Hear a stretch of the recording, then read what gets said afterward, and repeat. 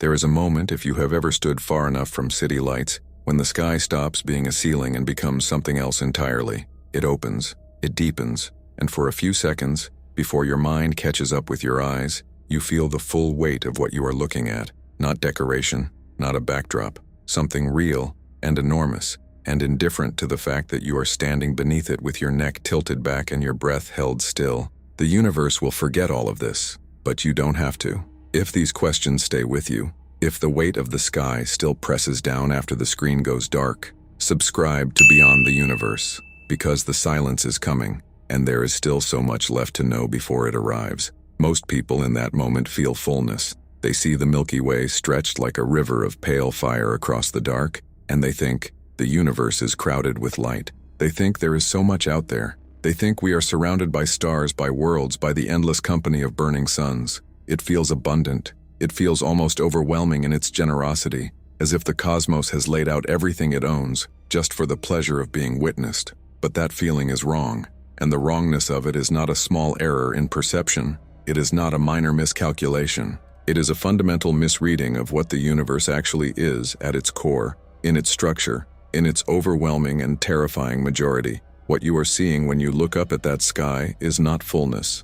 It is the rare exception. It is the almost nothing that managed to become something, scattered across a darkness so vast and so complete that the word empty does not begin to carry the weight of it. If questions like this pull you into the dark, subscribe and stay close to Beyond the Universe, because what we are about to explore is not simply the size of space. It is the nature of it, the texture of it, the way it behaves when you stop looking at the bright parts and start looking at everything else. Start with a single star, not a metaphor, not a symbol. A real star, a burning sphere of plasma held together by its own gravity, fusing hydrogen into helium in its core, radiating light in every direction across the vacuum. Our sun is one of these. It is, by stellar standards, unremarkable, medium mass, middle age, stable output, and it sits at the center of a solar system that spans roughly 8 light hours from the sun to the edge of Neptune's orbit. 8 light hours. That means light, traveling at nearly 300,000 kilometers per second,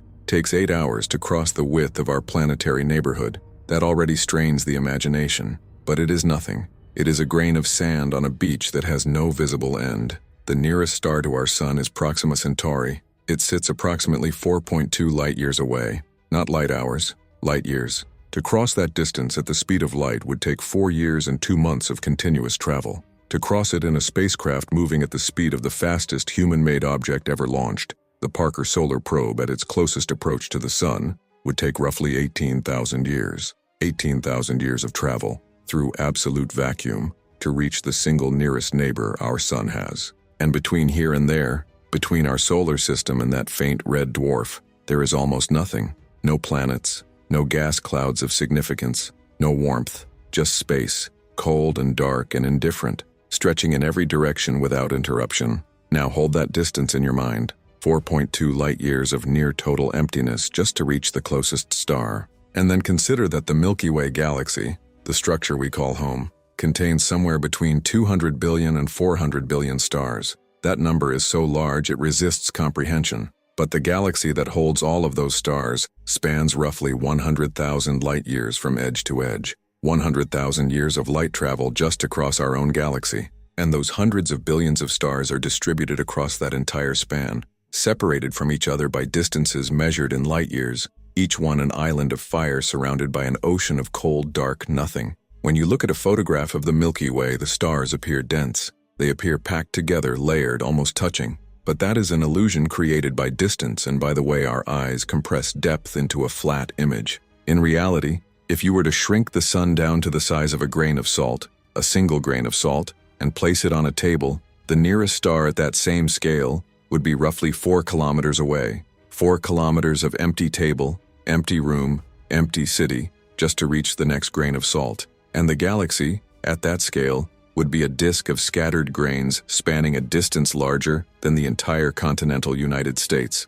Hundreds of billions of grains of salt, each one separated from its neighbors by kilometers of nothing, all of them floating in a darkness that dwarfs every human concept of space. This is what the universe is made of. At its most fundamental level of structure, not stars, not light, not matter, emptiness. The matter is the exception. The darkness is the rule. And the more carefully you look, the more completely that rule asserts itself until the light begins to feel not like abundance but like a desperate, fragile, temporary resistance against an overwhelming and permanent dark. But the stars themselves are only the beginning of this story, because stars do not float alone in the void. They gather, they cluster, they form galaxies, and galaxies form groups, and groups form clusters, and clusters form superclusters, and all of this structure, all of this apparent organization, seems from a distance to suggest that the universe has a kind of architecture, a kind of order, a kind of density that pushes back against the emptiness. And for a long time, that is what astronomers believed, that the universe, while vast, was more or less evenly distributed with matter, that the darkness between galaxies was simply the space between rooms in a very large house. That belief did not survive contact with the actual data, because when astronomers began mapping the large-scale structure of the universe in earnest, when they started cataloging the positions of thousands, then millions of galaxies and plotting them in 3 dimensions, what they found was not a house with rooms. What they found was something far stranger, far more unsettling and far more difficult to absorb without a quiet, creeping sense of dread. They found that the galaxies are not distributed evenly, they are not scattered randomly. They are arranged in a pattern, if you can call it that, of thin filaments and flat sheets like the surface of soap bubbles pressed together, like the skeleton of something enormous that has no name. And between those filaments, between those sheets, between those delicate threads of clustered galaxies, there are regions, enormous regions, regions where the galaxies are almost entirely absent, regions where, if you were to travel through them, you might cross tens of millions of light years without encountering a single galaxy, without encountering a single star, without encountering anything at all, except the cold, expanding fabric of space itself. These regions have a name. They are called cosmic voids. And the word void is not dramatic exaggeration, it is the most accurate word available. They are not gaps, they are not pauses, they are not the spaces between things. They are the dominant feature of the universe. They are what the universe mostly is. The filaments and sheets and clusters of galaxies, everything we can see, everything we have ever mapped, everything that has ever emitted or reflected a single photon of light, all of that together occupies only a thin, fragile, almost negligible fraction of the total volume of the observable universe. The rest is void. Let that settle for a moment, not as a fact to be filed away, but as a reality to be felt. The universe is not a place filled with things. It is a place filled with absence. And the things, the galaxies, the stars, the planets, the dust, the gas, the entire inventory of matter that has ever existed, are arranged in a thin, web-like structure draped across the surface of that absence like frost on a window. Beautiful from a distance, fragile up close, and surrounded on every side by a darkness that has no bottom. To understand how we arrived at this picture, you have to go back to the way the universe looked in its earliest moments. Not the first seconds, we will get to those, but the first few 100,000 years, when the universe was still a hot, dense plasma of particles and radiation, when light could not travel freely because matter was too tightly packed for photons to move without immediately colliding with something. The universe at that stage was not dark. It was blindingly, uniformly bright, and it was almost perfectly smooth. Almost, but not quite. There were tiny fluctuations in that early density, regions that were, by the most infinitesimal margin, slightly denser than their surroundings. And those tiny differences, variations so small they would have been invisible to any observer, were the seeds of everything that came after. Gravity, patient and relentless, began to amplify those differences. The slightly denser regions pulled in more matter. The slightly less dense regions lost matter to their neighbors. Over hundreds of millions of years, those tiny fluctuations grew into the first stars, the first galaxies, the first filaments, and the regions that were slightly less dense to begin with became less dense still, as matter drained away from them toward the gravitational attractors forming at the edges of what would eventually become the cosmic web. This is the origin of the voids. They are not accidents. They are not random gaps. They are the direct consequence of the universe's earliest structure, amplified over billions of years by the same gravity that built the galaxies. The voids and the filaments are two sides of the same process. You cannot have one without the other. The light and the dark are not opposites in the cosmic web. They are partners, each one defining the other, each one made possible by the same initial conditions that set the entire universe in motion. But knowing the origin of the voids does not make them less disturbing. If anything, it makes them more so, because it means the emptiness is not a flaw in the universe's design. It is not a region that failed to develop. It is not space that is waiting to be filled. The voids are exactly what the universe intended, if intention is even a word that applies to a process governed entirely by physics and initial conditions. They are the universe's natural state, expressed at the largest scales, and they are growing. This is the detail that begins to shift the feeling from wonder into something colder. The voids are not static. They are not simply sitting there, unchanging, while the galaxies and the filaments go about their business. The voids are expanding. As the universe grows, as space itself stretches outward in every direction, the voids grow with it. The filaments and sheets of galaxies are being pulled thinner, stretched across a larger and larger volume of space, while the voids between them swell to fill the increasing distance. The structure of the universe is not holding steady. It is being diluted. Slowly, over timescales that dwarf the current age of the cosmos, the web of galaxies is being drawn apart, and the voids are winning. And this leads to something more disturbing than the voids themselves. Because the expansion of the universe is not simply a matter of things moving apart, it is not like galaxies drifting away from each other through space the way ships drift apart on an ocean. The ocean itself is growing. Space, the fabric of reality, the medium through which everything moves and exists, is stretching, and it is stretching not at a constant rate, but at an accelerating one. The universe is not just expanding, it is expanding faster and faster with every passing moment, and the implications of that acceleration reach far beyond the question of how big the universe is. They reach into the question of what the universe will eventually become, and whether anything that exists within it will survive long enough to witness its own disappearance. But before we follow that thread into the future, we need to stay with the present for a moment longer. Because the picture of the universe we have built so far, stars separated by light years, galaxies separated by millions of light years, and vast voids separating the filaments of galaxies from each other, is still not the full picture. It is still not the deepest layer of the emptiness, because even within the galaxies themselves, even within those structures that look, from a distance, like dense clouds of light, the emptiness persists. It is inescapable. It is everywhere. Take the Milky Way. From outside, if you could see it whole, it would look like a flat spiral disk of light, with a bright central bulge and sweeping arms of stars and gas curving outward from the center. It would look dense. It would look full. But if you were to travel through it, if you were to fly from one side to the other at the speed of light, taking 100,000 years to make the crossing, you would spend the overwhelming majority of that journey in empty space. The stars you passed would be separated by light years of vacuum. The gas clouds would be thin beyond any terrestrial comparison. The dust would be so diffuse that you could pass through entire nebulae without your instruments registering a significant change in density. The galaxy is not a solid object. It is not even close to a solid object. It is a gravitationally bound collection of mostly empty space, with occasional sparks of matter scattered through it at distances that make the word scattered feel almost too generous. And within each star system, within each of those rare sparks of matter, the emptiness continues. The atoms that make up a star, a planet, a human body, those atoms are themselves almost entirely empty space. The nucleus of an atom is so small relative to the electron cloud surrounding it that if you scaled an atom up to the size of a football stadium, the nucleus would be a marble sitting at the center of the field. Everything else, the entire volume of the stadium, every seat, every corridor, every inch of space from the marble to the outermost wall, would be empty.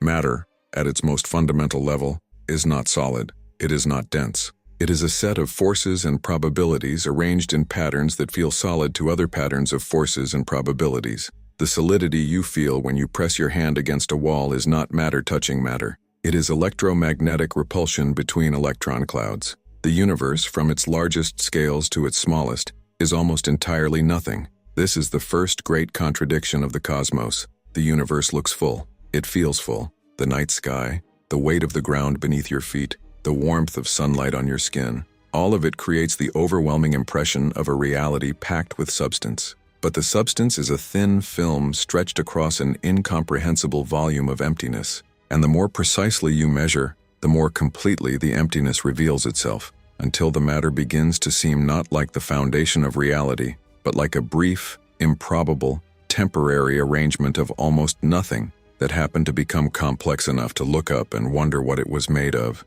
We are, in the most literal sense, creatures of the exception. We exist in one of the rare places where matter managed to gather, to cool, to organize itself into structures of increasing complexity over billions of years. We live on a rocky planet orbiting a middle-aged star in one of the spiral arms of a galaxy that is itself part of a small cluster of galaxies embedded in a filament of the cosmic web. We are surrounded, on every side, by distances and volumes of emptiness that our minds were never built to process. And the universe, for all its apparent generosity in producing us, has arranged itself in such a way that the emptiness is always closer than the light. There is a thought experiment that captures this feeling with particular precision. Imagine you are an astronaut, and you have been placed in a spacecraft somewhere in the middle of one of the large cosmic voids, not near a filament, not near a galaxy cluster, but deep inside one of those enormous regions where matter is almost entirely absent. You look out the window. In every direction the view is the same. Darkness, not the darkness of a moonless night on Earth, where your eyes adjust and begin to pick out stars. True darkness, the kind of darkness that exists when there is genuinely nothing nearby to emit or reflect light.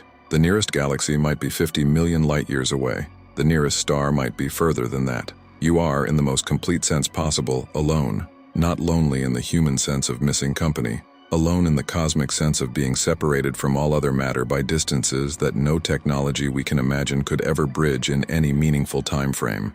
That thought experiment is not a fantasy. It is a description of what most of the universe actually looks like. The view from inside a cosmic void is the default view of the cosmos. The view from Earth, surrounded by a solar system, embedded in a galaxy, part of a local group, connected to a supercluster, is the rare exception. We are the anomaly. The void is the norm. And the voids are not all the same size. They range from relatively modest regions a few tens of millions of light-years across to structures so enormous that they challenge the very concept of a bounded region. The largest known void in the observable universe, a structure sometimes called the Buddha's void, though there are candidates for even larger structures, spans roughly 300 million light-years in diameter, 300 million light-years of space containing almost no galaxies. If our entire local group of galaxies, the Milky Way and its neighbors, were placed at the center of that void, the nearest galaxy outside the void would be so far away that its light, traveling at the speed of light,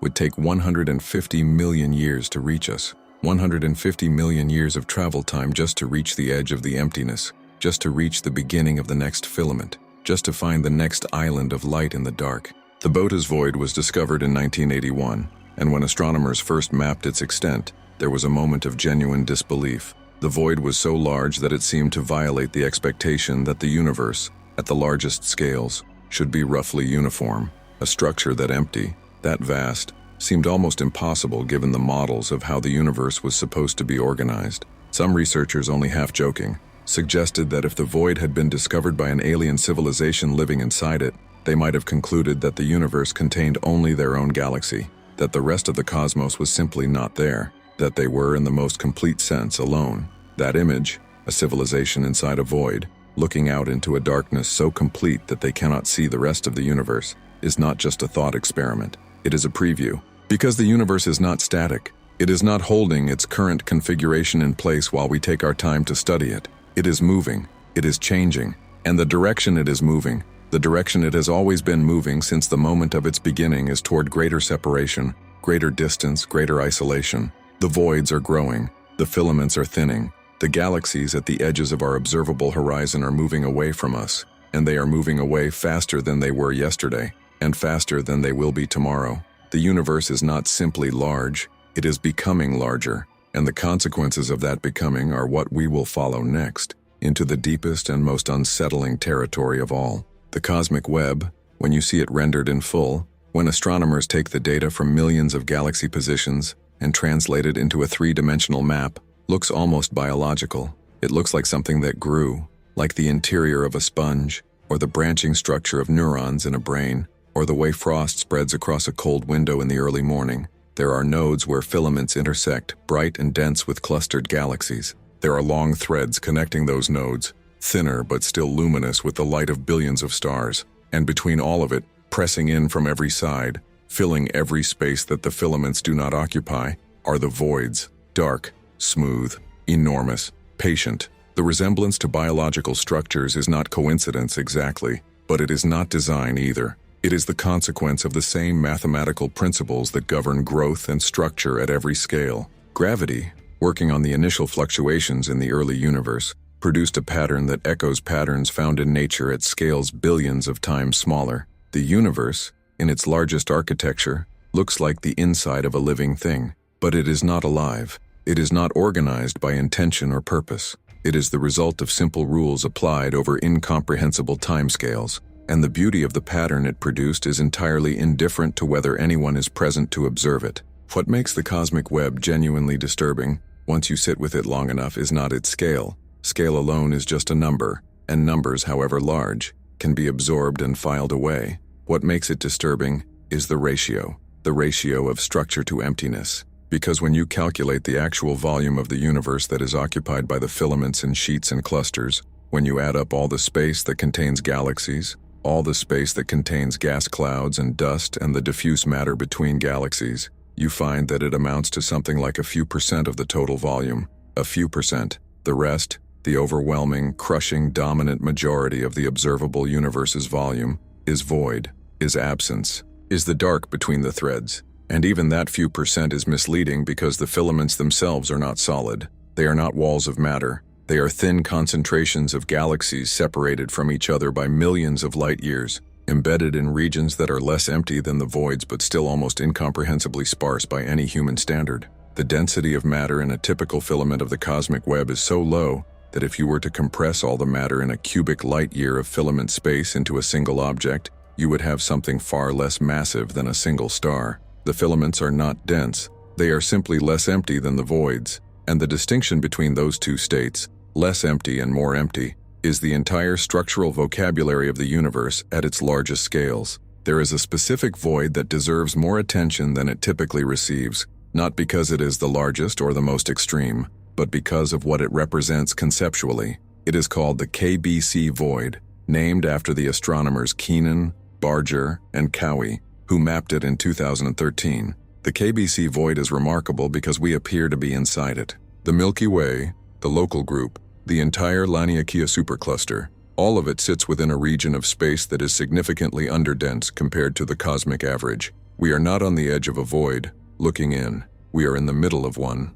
looking out. The nearest dense filaments and walls of galaxies are hundreds of millions of light years away in every direction. We are, in the most literal astronomical sense, inhabitants of an emptiness. This changes the feeling of the night sky in a subtle but profound way. When you look up at the stars, you are not looking at the universe from a neutral vantage point. You are looking at it from inside a hole. The light you see, the galaxies visible in telescopes, the faint smudges of distant clusters, is the light coming in from the walls of the void we inhabit. The universe, from our position, is not surrounding us evenly. It is surrounding us at a distance, gathered in structures that are far away, while the space immediately around us is quieter, emptier, more isolated than the cosmic average. We live in a below-average neighborhood of the universe. We live in the quiet part, the part where the lights are further away. But it gets worse, because the voids are not simply passive regions of emptiness. They are not just the spaces between things. They have a dynamic role in the evolution of the universe. Matter does not simply avoid voids, it actively flows away from them. The slight underdensity of a void region means that gravity pulls matter toward the denser filaments at the void's edges, draining the void of whatever sparse matter it might have contained and feeding it into the growing structures of the cosmic web. Voids over time become emptier. The matter that was once distributed more evenly across the universe has been, over billions of years, systematically evacuated from the void regions and concentrated into the filaments and clusters. The universe has been sorting itself, separating its matter from its emptiness, and the sorting process has been running for nearly 14 billion years. The voids today are emptier than they were a billion years ago, and they will be emptier still a billion years from now. This process of sorting, of matter draining toward structure and voids deepening into greater emptiness, is one of the most fundamental dynamics of the universe's evolution. It is gravity doing what gravity always does, pulling things together, concentrating mass, building structure. But at the largest scales, this process has a paradoxical quality, because while gravity is pulling matter together within the filaments, building galaxies and clusters and superclusters, something else is simultaneously pulling everything apart, something that operates not on the matter within the filaments, but on the space between them, something that is not gravity, not matter, not radiation, not any force that fits neatly into the framework of what we understand, something that, for lack of a better name, we call dark energy. But we are not ready for dark energy yet. Before we can understand what is pulling the universe apart, we need to understand what is holding it together. And that requires confronting the other great invisible presence in the cosmos, dark matter. The story of dark matter begins not in the voids, but in the galaxies themselves. It begins with rotation. When astronomers in the mid-20th century began measuring how fast different parts of spiral galaxies rotate around their centers, they expected to find a pattern consistent with the distribution of visible matter. In our own solar system, the planets closer to the Sun orbit faster than the planets further away, because the gravitational influence of the Sun weakens with distance. The same principle should apply to galaxies. Stars near the center, where most of the visible mass is concentrated, should orbit faster than stars near the outer edges, where the visible mass thins out. The rotation curve of a galaxy, a graph of orbital speed versus distance from the center, should rise steeply near the center and then fall off gradually toward the edges. It does not. The rotation curves of spiral galaxies are flat. Stars at the outer edges of galaxies orbit at roughly the same speed as stars much closer to the center. In some cases, the outer stars orbit even faster than the simple distribution of visible matter would predict. The galaxies are rotating as if they contain far more mass than we can see. As if there is an additional component of mass, invisible, undetectable by any instrument sensitive to light, distributed throughout and around the galaxy in a vast, diffuse halo that extends far beyond the visible disk of stars and gas. The visible galaxy, the part we can see and photograph and map, is embedded in a much larger structure of invisible mass, and that invisible mass is what we call dark matter. The name is unfortunate in one sense because it implies that dark matter is simply matter that happens to be dark, matter that does not emit light, like a cold rock or a dead star. But dark matter is stranger than that. It does not interact with light at all, not just failing to emit it, but failing to absorb it, reflect it, or scatter it in any way that our instruments can detect. It passes through ordinary matter with almost no interaction. It passes through you right now, in enormous quantities without leaving any trace. Billions of dark matter particles, if they are particles, are streaming through your body every second, and you feel nothing, and they leave nothing behind. And the only evidence that they exist at all is the gravitational influence they exert on the things we can see. And that gravitational influence is everywhere. It is not subtle. It is not a minor correction to the behavior of visible matter. It is the dominant gravitational presence in the universe. The total mass of dark matter in the observable universe is estimated to be roughly 5 times the total mass of all ordinary matter. All the stars, all the planets, all the gas clouds, all the dust, all the atoms of every element in the periodic table, everything that has ever emitted or absorbed a single photon of light. All of that ordinary matter, everything we have ever directly detected, is outweighed 5 to 1 by something we cannot see, cannot touch, cannot identify, and cannot explain with any theory that has been confirmed by experiment. The implications of this are not merely technical, they are philosophical. They mean that the universe we think we know, the universe of stars and galaxies and nebulae and planets, the universe that astronomy has been mapping for centuries, is not the real universe. It is a thin, luminous skin stretched over a much larger, much more massive, completely invisible structure. The real architecture of the cosmos is dark. The filaments of the cosmic web, the clusters of galaxies, the halos around individual galaxies, all of these structures are primarily made of dark matter. The ordinary matter, the stuff we are made of, the stuff that glows and burns and reflects light, is a minority component. It is the decoration on a framework we cannot see. This is not a comfortable idea.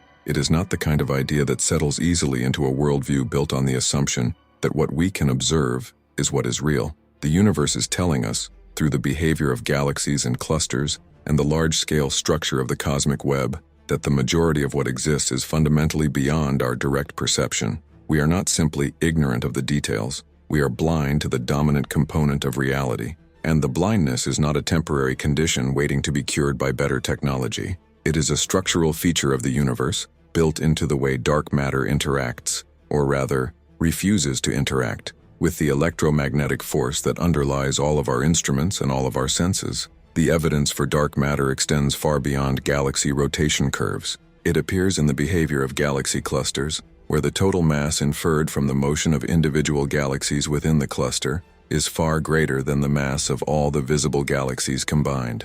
It appears in gravitational lensing, where the gravity of a massive object bends the path of light passing near it, and where the degree of bending observed around galaxy clusters requires far more mass than is visible. It appears in the cosmic microwave background, the faint afterglow of the early universe, where the pattern of temperature fluctuations encodes information about the relative amounts of ordinary matter, and dark energy in the early cosmos, and where the data consistently points to a universe dominated by invisible components. One of the most striking pieces of evidence came from an event called the Bullet Cluster. Two galaxy clusters had collided, and the collision had separated the different components of the clusters in a way that made the dark matter visible by its absence. The hot gas of the clusters, ordinary matter, had been slowed by electromagnetic interactions during the collision and lagged behind, but the dark matter halos of the two clusters had passed through each other almost without interaction, continuing on their original trajectories as if the collision had barely happened. The result was a system where the visible matter and the invisible matter were spatially separated, and where gravitational lensing maps showed the mass concentrated not where the visible gas was, but where the dark matter halos had ended up. It was, as close as astronomy has ever come, a direct image of dark matter's gravitational shadow. Not the dark matter itself, that remained invisible, but the shape of the space it was bending, the outline of the invisible thing pressed into the fabric of space-time. But here is what makes dark matter genuinely unsettling, beyond the simple fact of its invisibility. It is that we do not know what it is. After decades of searching, after building detectors deep underground to shield them from cosmic rays, after running particle accelerators at the highest energies ever achieved, after designing space telescopes specifically to look for the signatures of dark matter annihilation or decay, we have found nothing. Not a single confirmed direct detection, not a single particle, not a single interaction.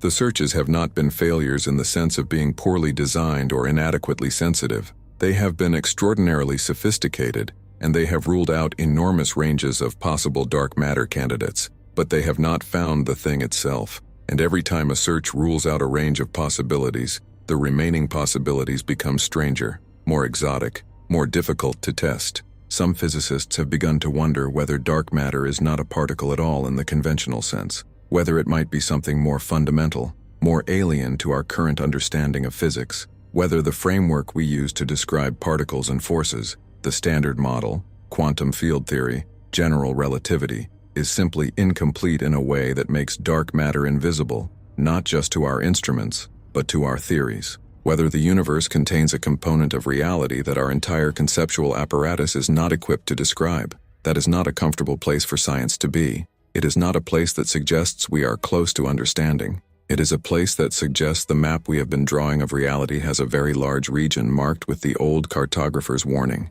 Here be things we cannot name. And yet, as disturbing as dark matter is, as unsettling as it is to know that the majority of the universe's mass is invisible and unidentified, it is not the deepest mystery. It is not the most disturbing unknown, because dark matter, whatever it is, at least behaves in a way that is consistent with gravity. It pulls things together. It builds structure. It holds galaxies in their shapes and clusters in their configurations. It is strange, but it is strange in a way that fits within the general framework of a universe governed by attraction, by the tendency of mass to draw mass toward itself. Dark energy is different. Dark energy does not pull things together. Dark energy pushes them apart, and it does not push matter through space the way a force pushes an object. It pushes space itself. It is not a force acting within the universe. It is a property of the universe, a characteristic of space itself, that causes the fabric of reality to expand at an accelerating rate. And the more space there is, the more dark energy there is,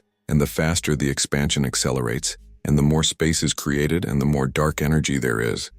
It is a feedback loop built into the structure of space-time, and it has been running since the universe was roughly 5 billion years old, and it shows no sign of stopping, and we do not know what it is, and we do not know why it exists, and we do not know whether it will ever change. The discovery of dark energy is one of the most disorienting moments in the history of science. In 1998, two independent teams of astronomers were studying a specific type of exploding star, a type Ia supernova, that can be used as a standard candle, a light source of known intrinsic brightness that allows astronomers to measure distances across cosmic scales. They were using these supernovae to measure the rate at which the universe was expanding, expecting to find that the expansion was slowing down. Gravity, after all, should be pulling everything back together. decelerating the outward rush of matter and space that began with the Big Bang. The question they were trying to answer was not whether the expansion was slowing, but how fast it was slowing, and whether it would eventually reverse into a collapse. What they found instead was that the expansion was not slowing down, it was speeding up.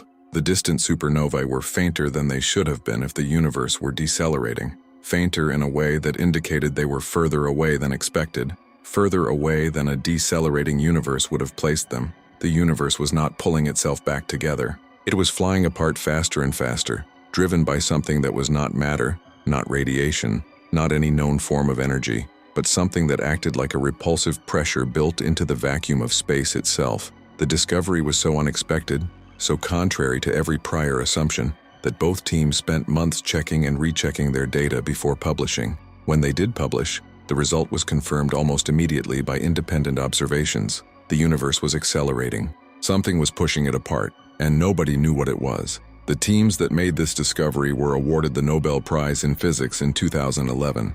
The prize was well-deserved, but the discovery itself was not a triumph in the simple sense of answering a question. It was a triumph that opened a chasm, because the existence of dark energy, whatever dark energy turns out to be, means that the universe contains a dominant component that is not matter, not radiation, not gravity in any conventional sense, but something that behaves like a property of empty space itself, a pressure or energy density that is intrinsic to the vacuum, that does not dilute as the universe expands, and that is currently responsible for roughly 68% of the total energy content of the observable universe. 68%. Dark energy accounts for 68% of everything. Dark matter accounts for roughly 27%. Ordinary matter, everything we can see, everything we have ever detected, everything that makes up stars and planets and gas clouds and human beings, accounts for approximately 5%.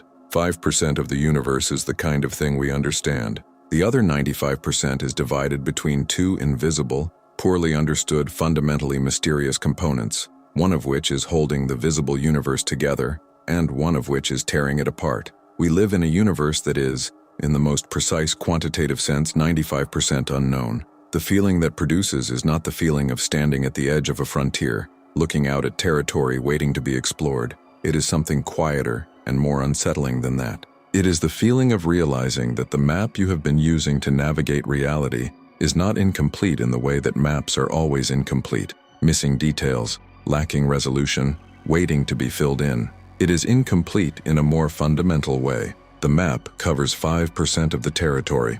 The other 95% is not blank space waiting to be drawn. It is space that the map cannot represent, because the tools used to make the map, light, electromagnetic radiation, particle detectors, every instrument ever built by human hands, are sensitive only to the 5%. The rest of reality is not hidden behind a door we have not yet opened. It is hidden behind a wall we do not know how to see through, built from materials we cannot identify, in a structure we cannot directly observe. And yet the effects of that invisible structure are everywhere. They are in the rotation of every spiral galaxy. They are in the temperature maps of the cosmic microwave background. They are in the large-scale distribution of galaxies across the cosmic web. They are in the accelerating expansion of space itself. The invisible universe is not separate from the visible one. It is the framework on which the visible universe is built, and the engine that is driving the visible universe toward its eventual fate. To understand where the universe is going, to follow the thread of its future all the way to its end, you have to reckon with the invisible. You have to sit with the discomfort of knowing that the dominant forces shaping reality are forces you cannot see, cannot touch, and cannot yet explain. There is a way of thinking about dark matter and dark energy together that captures their relationship with particular clarity. Imagine the visible universe, all the stars, all the galaxies, all the luminous matter, as a pattern of lights strung across an enormous invisible scaffolding. The scaffolding is dark matter, the gravitational framework that holds the pattern in place, that gives it its shape, that determines where the lights cluster and where they thin out. Now imagine that the scaffolding itself is mounted on a surface that is slowly, then rapidly expanding outward in every direction. The surface is space. The expansion is driven by dark energy. The lights, the visible matter, are carried along by the expanding surface, held in their local patterns by the scaffolding of dark matter, but separated from each other at ever-increasing distances by the expansion of the surface beneath them. The lights cannot resist the expansion. The scaffolding cannot resist it. Nothing can resist it because it is not a force acting on things within space. It is a property of space itself, and this is where the story shifts from the present into the future, because the expansion driven by dark energy is not a neutral fact about the universe's current state.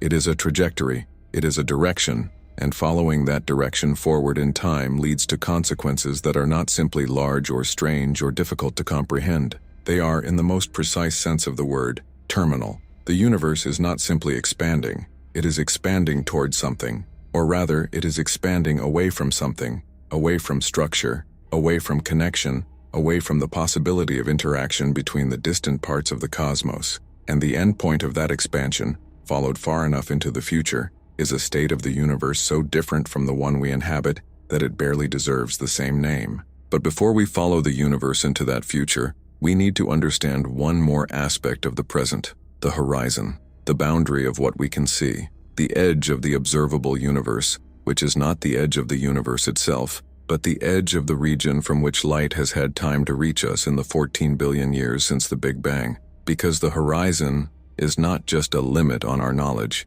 it is a preview of what dark energy will eventually do to every region of space. It is the first glimpse of the isolation that is coming, not just for us, but for every point in the universe, as the expansion carries distant regions beyond the reach of light, beyond the reach of information, beyond the reach of any possible connection. The horizon is where the story of cosmic isolation truly begins. The cosmic horizon is not a wall. It is not a border guarded by sentinels or marked by shining gates. It is a line drawn by time and speed, by the finite age of the universe and the constant speed of light. It is the maximum distance from which photons, light particles, have had time to travel and reach your eyes since the moment space began expanding. Beyond that line lies the unobservable, the unknowable, the forever dark. It's not that galaxies or matter or radiation do not exist beyond the horizon. They do, and vast tracts of the cosmos stretch beyond it, infinite or not, we cannot say. But the light from those regions will never reach us, not now, not ever.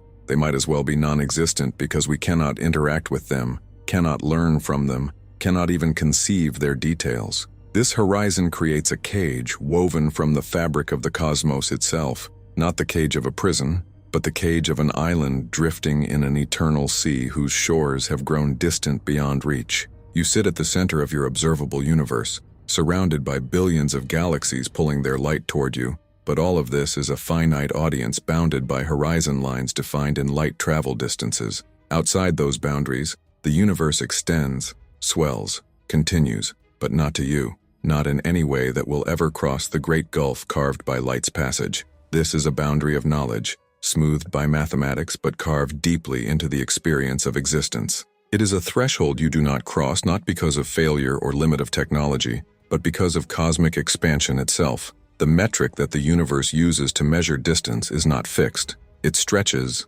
it grows. Space-time itself is a river flowing outward, and the galaxies are leaves drifting on its current. Some distant galaxies ride this current so far away that the space between us and them stretches faster than light can cross it. This does not violate Einstein's speed limit, because it's not motion through space but expansion of space itself, a distinction so subtle and profound that it unsettles not only science, but intuition itself. The consequence is that some galaxies are moving away from us at speeds exceeding the speed of light. Their light once emitted will never catch up to us. They will fade forever from view, disappear beyond the horizon that recedes faster than any photons can reach. And as the universe accelerates its expansion under the influence of dark energy, more and more of these galaxies will cross that boundary. The observable universe is shrinking, not in absolute size, but in terms of what it allows us to know, to see, to connect with. The cosmic horizon creeps inward every moment, dragging the once polychromatic sky into a narrowing corridor, choking the great symphony of distant galaxies into silence. This fact, at once majestic and profoundly isolating, turns the cosmos into a stage where disconnection is the central act. There will come a time when the galaxies beyond our local cluster will be moving away so fast that their light no longer reaches us. In a distant future, the night sky will lose nearly all of its faint, distant, ghostly pinpoints of light. The cosmic web will appear less like a luminous network and more like islands of light drifting on an endless, growing black ocean. First the clusters will recede, then the groups, and eventually, millions of years from now, The only visible galaxies in the sky will be those gravitationally bound to us, those that orbit the Milky Way, or the result of mergers within our local group. And this brings us to the future merging of the Milky Way and Andromeda galaxies, a cosmic dance on a scale so vast and slow, it defies ordinary conception. These two spiral giants are destined to collide and merge in approximately 4 billion years, combining their stars, dust, and dark matter halos into a single elliptical galaxy, sometimes called Milkomeda. It is a final bittersweet act of companionship in an increasingly lonely universe. The merged galaxy will be a bright island amid a riverscape of expanding darkness, but beyond its boundaries, everything else will be fading, retreating, receding.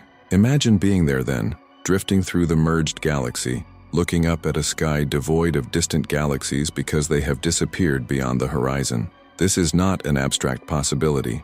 It is the inevitable conclusion of everything the universe's expansion foretells. The great cosmic distractions, galaxy clusters, superclusters, cosmic filaments, will become forever inaccessible and invisible. Future astronomers living in Milkomeda will find a sky that, to their instruments and senses, appears empty, except for their own galaxy. The larger cosmos will have faded into indistinguishable darkness. It is a form of cosmic isolation so profound that it defies human scale. We began looking up and felt surrounded by the universe's riches, a sky full of stars, a Milky Way glowing bright. But the inexorable acceleration of space will transform that plenitude into a hollow wilderness. Thousands, then millions, then billions of distant galaxies, once shining with the light of 1 trillion suns, will quietly exit the stage, swallowed by a horizon that does not welcome their light back again. But this isolation is not limited to distance alone. The expansion of space stretches the fabric of reality itself,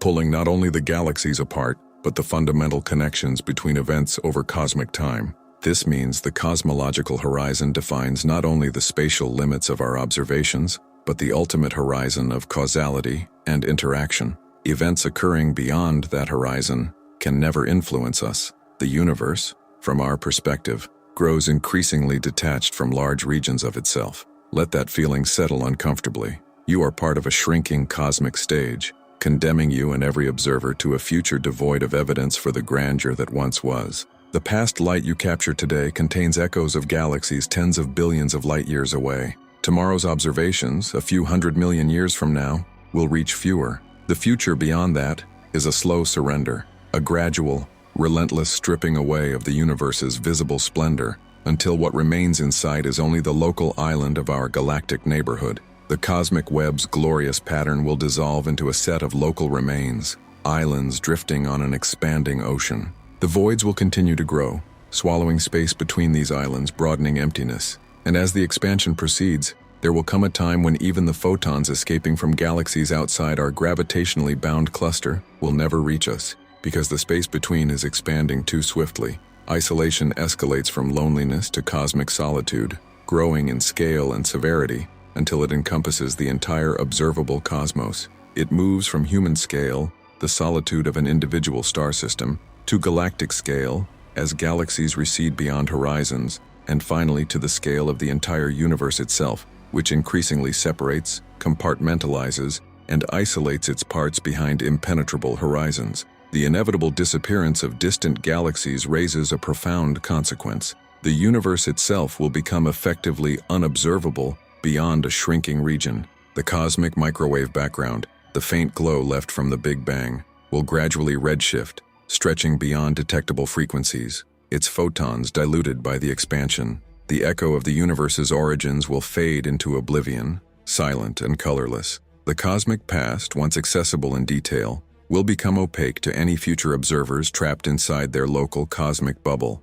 This is the fatal contraction of knowledge embedded in the expansion. As space grows, the lines of connection, of influence, of observation, contract. The universe's memory fades into an opaque fog. You can think of it as a loss of cosmic context. The evidence for the universe's history, for the laws that shaped it, will dwindle and vanish. The more distant past, the edges of the universe's epic story, will fall outside the grasp of any observer within the galaxy cluster islands that remain. This sweeping isolation carries a sting beyond cosmic scales. It threatens the very possibility of understanding, of cosmic literacy and meaning. Future civilizations, billions of years from now, may live in a universe that looks static, unchanging, bounded by darkness, and devoid of evidence for expansion, cosmic background radiation, or distant galaxies. Their sciences, their cosmologies, their histories will be shaded by the profound absence of data. The universe will have become a closed box, an island prison of the visible,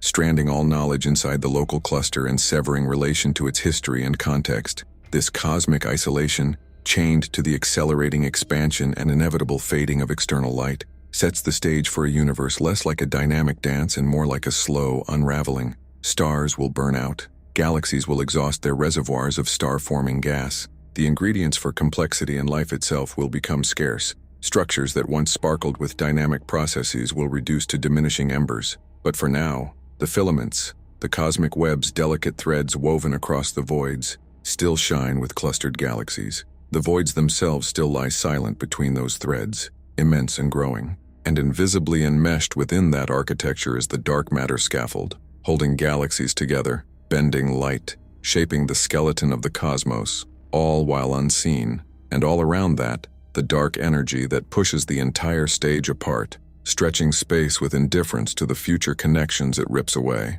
The night sky you see today, filled with stars and galaxies not immediately adjacent, is not a crowded cosmos. It is a panorama of islands clinging stubbornly to a fragile scaffold, adrift in an ocean of void expanding relentlessly beneath the forces we cannot see and do not understand. It invites wonder, but also a creeping unease, a unsettlement beneath the beauty, like the quiet breath before a vast emptiness. This unease grows because the universe is not merely vast. Its vastness is a spectacle of absence. It is a great stage designed to show separation rather than connection, distances straining beyond comprehension, islands thinning into loneliness, horizons swallowing everything beyond reach. As we step deeper into this enormous darkness, we begin to feel the cruel paradox of existence writ large. The more the universe reveals itself, the more it asserts that most of it is unknowable, unseen, unreachable, and destined to become even more so. This is the terror and the haunting beauty of emptiness.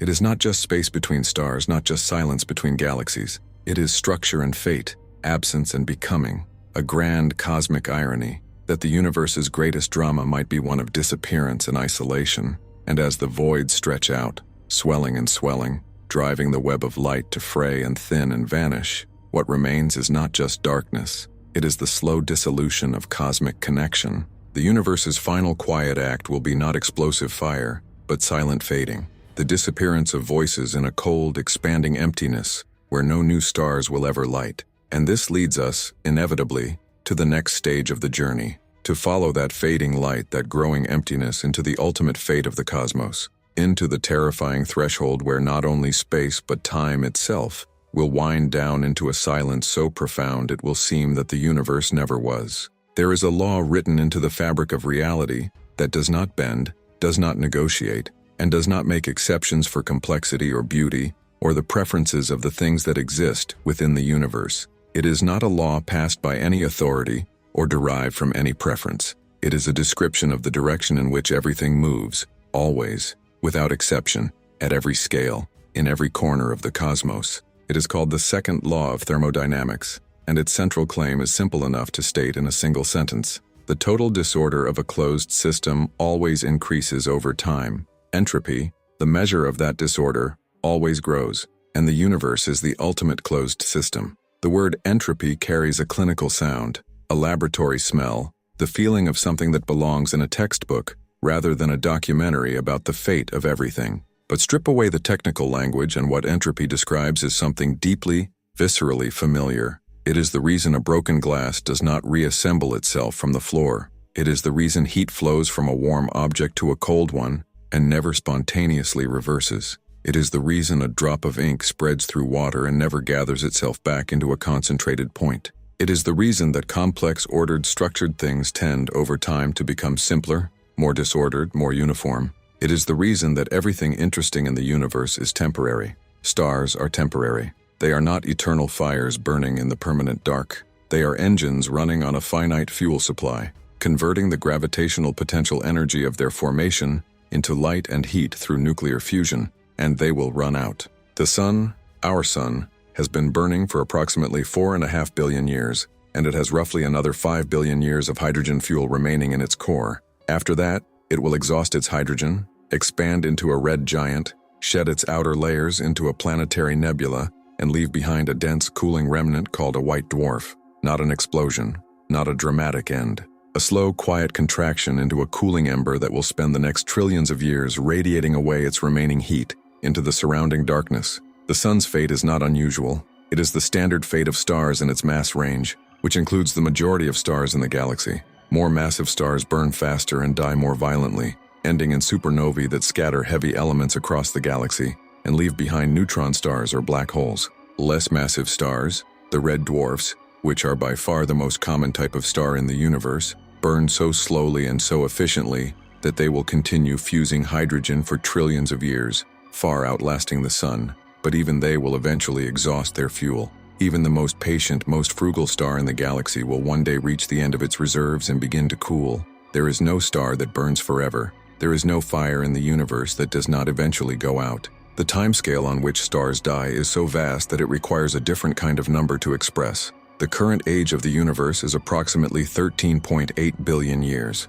The sun will die in roughly 5 billion more years. The last red dwarf stars will exhaust their fuel in approximately 10 trillion years, 10,000 times the current age of the universe. These numbers are so large that they lose their meaning if you try to hold them as quantities. They are better understood as directions. They point toward a future so remote that the universe we inhabit today, with its billions of galaxies, its trillions of stars, its dynamic processes of formation and destruction and reformation, will be unrecognizable. The era of stars, the stelliferous era, is not permanent. It is a phase, a brief, bright phase in the much longer and much darker history of the universe. After the last stars die, the universe will enter a period that cosmologists call the degenerate era. The galaxies, or what remains of them after billions of years of mergers and interactions, will be populated not by burning stars, but by their cold remnants, white dwarfs, slowly cooling over trillions of years, neutron stars, dense and dark and silent, brown dwarfs, objects that never quite accumulated enough mass to ignite fusion, drifting through the dark like failed promises of starlight. Black holes, the most extreme remnants of the most massive stars, sitting at the centers of dead galaxies, their gravity still pulling in whatever sparse matter drifts close enough to fall within their reach. The white dwarfs will cool for an almost incomprehensible length of time. A white dwarf is essentially a crystallizing sphere of carbon and oxygen, supported against gravitational collapse not by fusion, but by the quantum mechanical pressure of its electrons. It radiates heat slowly, very slowly, losing energy to the surrounding darkness at a rate so gradual that the cooling process takes longer than the current age of the universe many times over. Eventually, after something on the order of a quadrillion years, a number so large it makes the age of the universe look like a rounding error, a white dwarf will cool to the point where it no longer emits any significant radiation. It will become a black dwarf, a cold, dark, inert sphere of crystallized matter, invisible against the surrounding darkness, carrying no light, emitting no heat, contributing nothing to the universe's energy budget except its gravitational presence. But here is the disturbing detail about black dwarfs. They do not yet exist. The universe is not old enough to have produced a single one. The cooling time required to turn a white dwarf into a black dwarf exceeds the current age of the universe by many orders of magnitude. Every white dwarf that has ever formed, every stellar remnant cooling in the dark right now, is still warm, still glowing faintly, still radiating the last of its heat into the surrounding void. The black dwarfs are coming, but they are not here yet. They are a feature of a future so remote that the universe we inhabit is, by comparison, newborn. And yet the universe is already moving toward that future. Every star that burns is consuming fuel that cannot be replaced. Every photon radiated into space is energy that has left a structured, ordered system and dispersed into the surrounding darkness, increasing the universe's total entropy by a tiny but irreversible increment. Every nuclear reaction in every stellar core is a step in the direction of greater disorder, greater uniformity, greater sameness. The universe is not static. It is not cycling. It is not renewing itself. It is running down, slowly and inexorably, in the direction that the second law of thermodynamics has always pointed. This running down is not dramatic. It does not announce itself. It does not arrive with the violence of a supernova or the spectacle of a galaxy collision. It is quiet. It is gradual. It is the kind of change that is invisible on human timescales. barely perceptible on geological timescales, and only fully apparent when you zoom out to the scale of trillions of years. But it is real, and it is happening right now, and it has been happening since the first moment of the universe's existence. The direction of time is the direction of increasing entropy. The arrow of time points toward disorder, and the universe following that arrow is moving toward a state of maximum entropy, a state in which all temperature differences have been erased, all gradients have been smoothed, all structure has dissolved into uniform, featureless, cold darkness. This endpoint has a name. It is called heat death, and the name is misleading in the same way that dark matter's name is misleading, because heat death is not hot. It is the opposite of hot. It is the state in which the universe has reached thermal equilibrium, a condition where every region of space is at the same temperature, where no heat can flow from one place to another because there are no temperature differences left to drive the flow, where no work can be done because work requires a difference in energy between two states, and where no complex process of any kind can occur because complexity requires the ability to extract useful energy from a gradient, and all the gradients are gone. Heat death is not an explosion. It is not a collapse. It is not a dramatic finale. It is a disappearance, a slow, quiet, absolute disappearance of contrast, of difference, of the possibility of change. It is the universe becoming perfectly, completely, irreversibly boring, not in the trivial sense of being uninteresting, but in the profound sense of being a state from which nothing new can ever emerge, because the conditions that allow newness to arise have been permanently and completely exhausted. But the path to heat death is long, and along the way there are other milestones, other stages of the universe's decline, each one darker and quieter than the last. After the degenerate era, after the white dwarfs have cooled and the neutron stars have settled and the brown dwarfs have drifted into the dark, the universe will enter what is sometimes called the black hole era. In this epoch, the dominant objects in the universe will be black holes, not the stellar mass black holes formed by the collapse of individual massive stars, but the supermassive black holes that sit at the centers of galaxies, objects containing millions or billions of solar masses of matter compressed into a region smaller than our solar system. These supermassive black holes will outlast everything else. They will outlast the stars by trillions of years. They will outlast the white dwarfs and neutron stars. They will outlast the brown dwarfs and the cold remnants of planetary systems. They will sit in the centers of dead galaxies, in the dark, pulling in whatever sparse matter drifts close enough to fall within their gravitational reach, growing slowly, almost imperceptibly, over timescales that make the stellar era look like a brief flash of light, and for a very long time, for a time so long that expressing it in years requires numbers with dozens of digits, the universe will be a place of black holes and darkness, with almost nothing else, because even black holes are not permanent. Even the most massive, most patient, most enduring objects in the universe are subject to a process that will eventually, over timescales almost beyond expression, cause them to evaporate. This process was described theoretically by Stephen Hawking in 1974, and it arises from the intersection of quantum mechanics and general relativity at the boundary of a black hole's event horizon. The details are subtle and mathematically complex, but the essential consequence is this: black holes are not perfectly black. They emit a faint thermal radiation, now called Hawking radiation, caused by quantum effects near the event horizon. And this radiation carries energy away from the black hole. And as the black hole loses energy, it loses mass. And as it loses mass, it shrinks. And as it shrinks, it radiates more intensely. And eventually, after a time that depends on the black hole's initial mass, but that for supermassive black holes runs to numbers with 80 or more digits when expressed in years, the black hole evaporates completely, releasing its remaining mass energy in a final burst of radiation and disappearing from the universe entirely. The evaporation of the last supermassive black holes marks the end of the black hole era and the beginning of the final epoch of the universe. There is no agreed-upon name for this epoch, because it is a state so featureless and so remote that it barely warrants description. It is a universe containing almost nothing. The matter that once formed stars and planets and galaxies has been processed, over incomprehensible timescales, into radiation and into the cold remnants of black hole evaporation. The radiation itself, the photons and other particles released by Hawking radiation, and by the final evaporation events, will continue to exist, but they will be spread across a universe that has expanded to a size so enormous that the average distance between any two particles is beyond any meaningful expression. The universe will be a cold, dark, nearly empty space, populated by a vanishingly sparse distribution of particles and photons, all moving away from each other at the speed of expansion, never interacting, never combining, never forming anything new.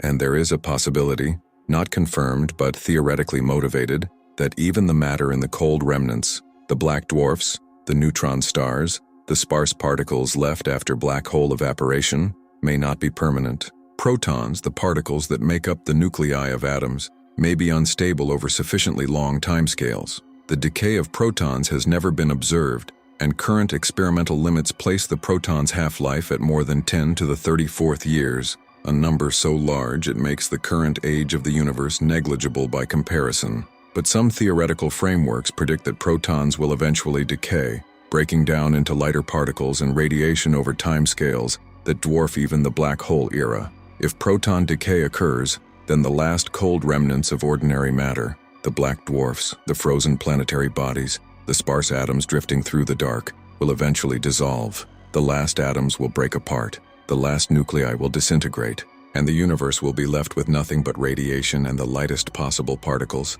spreading through an expanding void with no possibility of recombination, no possibility of structure, no possibility of anything. This is the universe's final inventory, a cold, dark, expanding space, populated by a dilute gas of photons and leptons, all moving apart, all cooling, all fading toward a temperature indistinguishable from absolute zero. No stars, no planets, no galaxies, no black holes, no atoms, no chemistry, no gradients, no differences, no processes, no events, just the quiet, cold, featureless expansion of space, carrying its sparse cargo of particles further and further apart, forever. The word forever is important here. Heat death is not a temporary state. It is not a phase that the universe will pass through on its way to something else. It is the final state, the equilibrium from which there is no return, the condition of maximum entropy from which no fluctuation of any significance can emerge on any timescale that has meaning.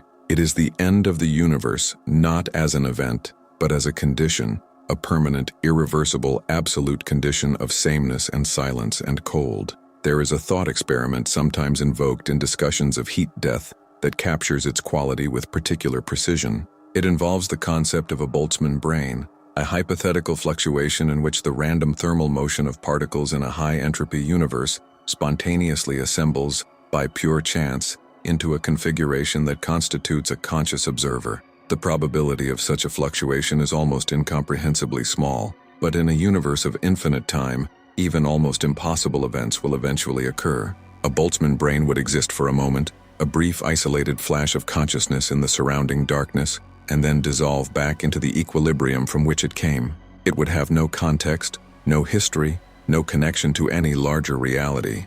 It would be a mind without a world, a thought without a thinker, a moment of awareness surrounded on all sides by an eternity of nothing. The Boltzmann brain is not a prediction. It is not a scenario that physicists expect to actually occur. It is a thought experiment designed to probe the implications of infinite time and maximum entropy. But it captures something real about the quality of the universe's final state. The idea that in a condition of maximum entropy, even the most improbable fluctuations become, over infinite time, inevitable. And the most improbable fluctuation of all, the emergence of a conscious observer, would be, in that context, the most isolated and most meaningless form of existence imaginable. A mind with no universe to observe, a consciousness with no history to remember, a brief spark of awareness in an eternal, featureless dark. But we do not need to travel to the heat death of the universe to feel the weight of entropy. We can feel it now, in the present, in the structure of the cosmos as it exists today.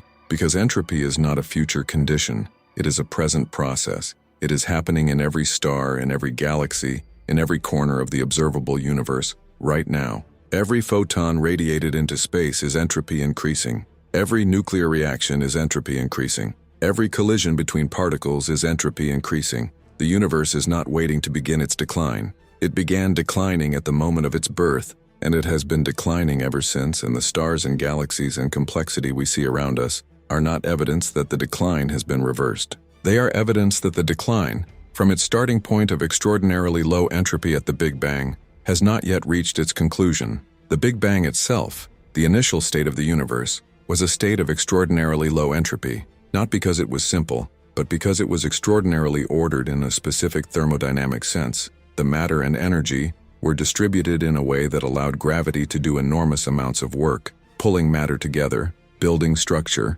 creating the temperature gradients and density differences that powered stars and galaxies and everything that followed. The low entropy of the early universe was the fuel for everything that came after, and the universe has been burning that fuel ever since, converting the initial order into the increasing disorder of radiation, heat, and eventually the cold equilibrium of heat death. This means that the stars are not a sign of the universe's vitality. They are a sign of its expenditure. Every star that burns is the universe spending a portion of its initial endowment of low entropy, converting it into light and heat, and the heavier elements that make planets and life possible, but doing so at the cost of increasing the universe's total entropy by an amount that can never be recovered. The beauty of a star is the beauty of something being consumed. The light of the night sky is the light of a fire that is slowly, irreversibly going out.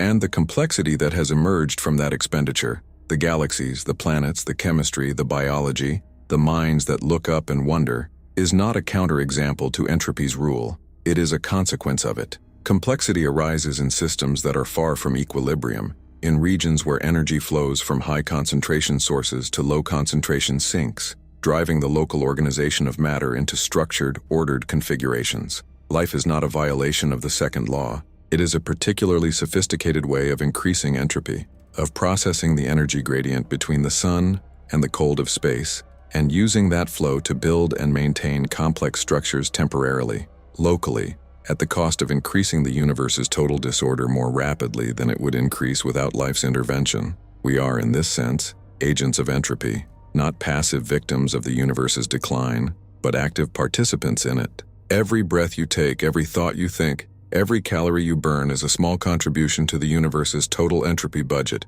The warmth of your body is heat flowing from a high-temperature source, your metabolism, to the lower-temperature environment around you, increasing disorder, increasing sameness, moving the universe one infinitesimal step closer to the equilibrium it has always been approaching.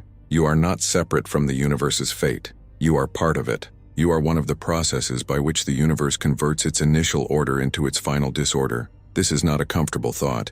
It is not the kind of thought that leads to peace or acceptance or the warm feeling of being part of something larger than yourself. It is the kind of thought that sits in the chest like a cold stone, heavy and still, resisting the usual consolations. Because the usual consolations, that life has meaning, that complexity is valuable, that consciousness is special, do not change the thermodynamic reality. They do not alter the direction of entropy's arrow. They do not slow the cooling of the stars, or the evaporation of the black holes, or the approach of the heat death. They are true, perhaps, in some human sense, in some framework of value that we construct and inhabit and find useful. But the universe does not share that framework. The universe does not recognize meaning. It does not value complexity. It does not make exceptions for consciousness. It simply increases its entropy, step by step, moment by moment, in the only direction it has ever moved. And this is where the story of the universe's fate becomes not just scientifically disturbing,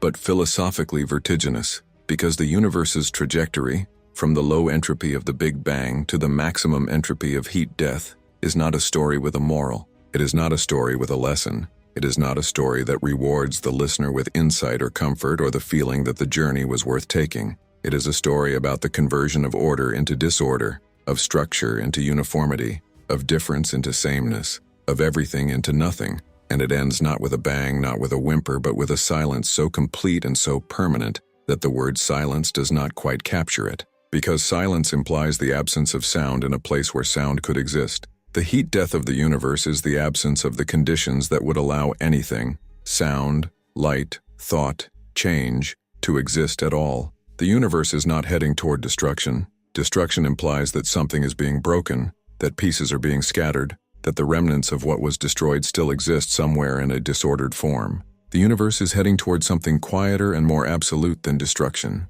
It is heading toward the erasure of the conditions that make destruction possible. It is heading toward a state in which there is nothing left to destroy, nothing left to change, nothing left to happen. Not darkness in the sense of a room with the lights off, where the room still exists and the lights could theoretically be turned back on. Darkness in the sense of the permanent, irreversible absence of the possibility of light. And yet, even knowing this, Even sitting with the full weight of what the universe's trajectory implies, there is something that resists the conclusion, something in the human mind that insists on looking for the exception, the loophole, the possibility that the story does not end the way the physics says it ends. We look for the fluctuation that might restart complexity. We look for the quantum event that might reverse entropy locally. We look for the possibility that the universe's constants might change, that dark energy might reverse, that some unknown physics might intervene before the final silence arrives. These are not entirely unreasonable hopes. The universe has surprised us before.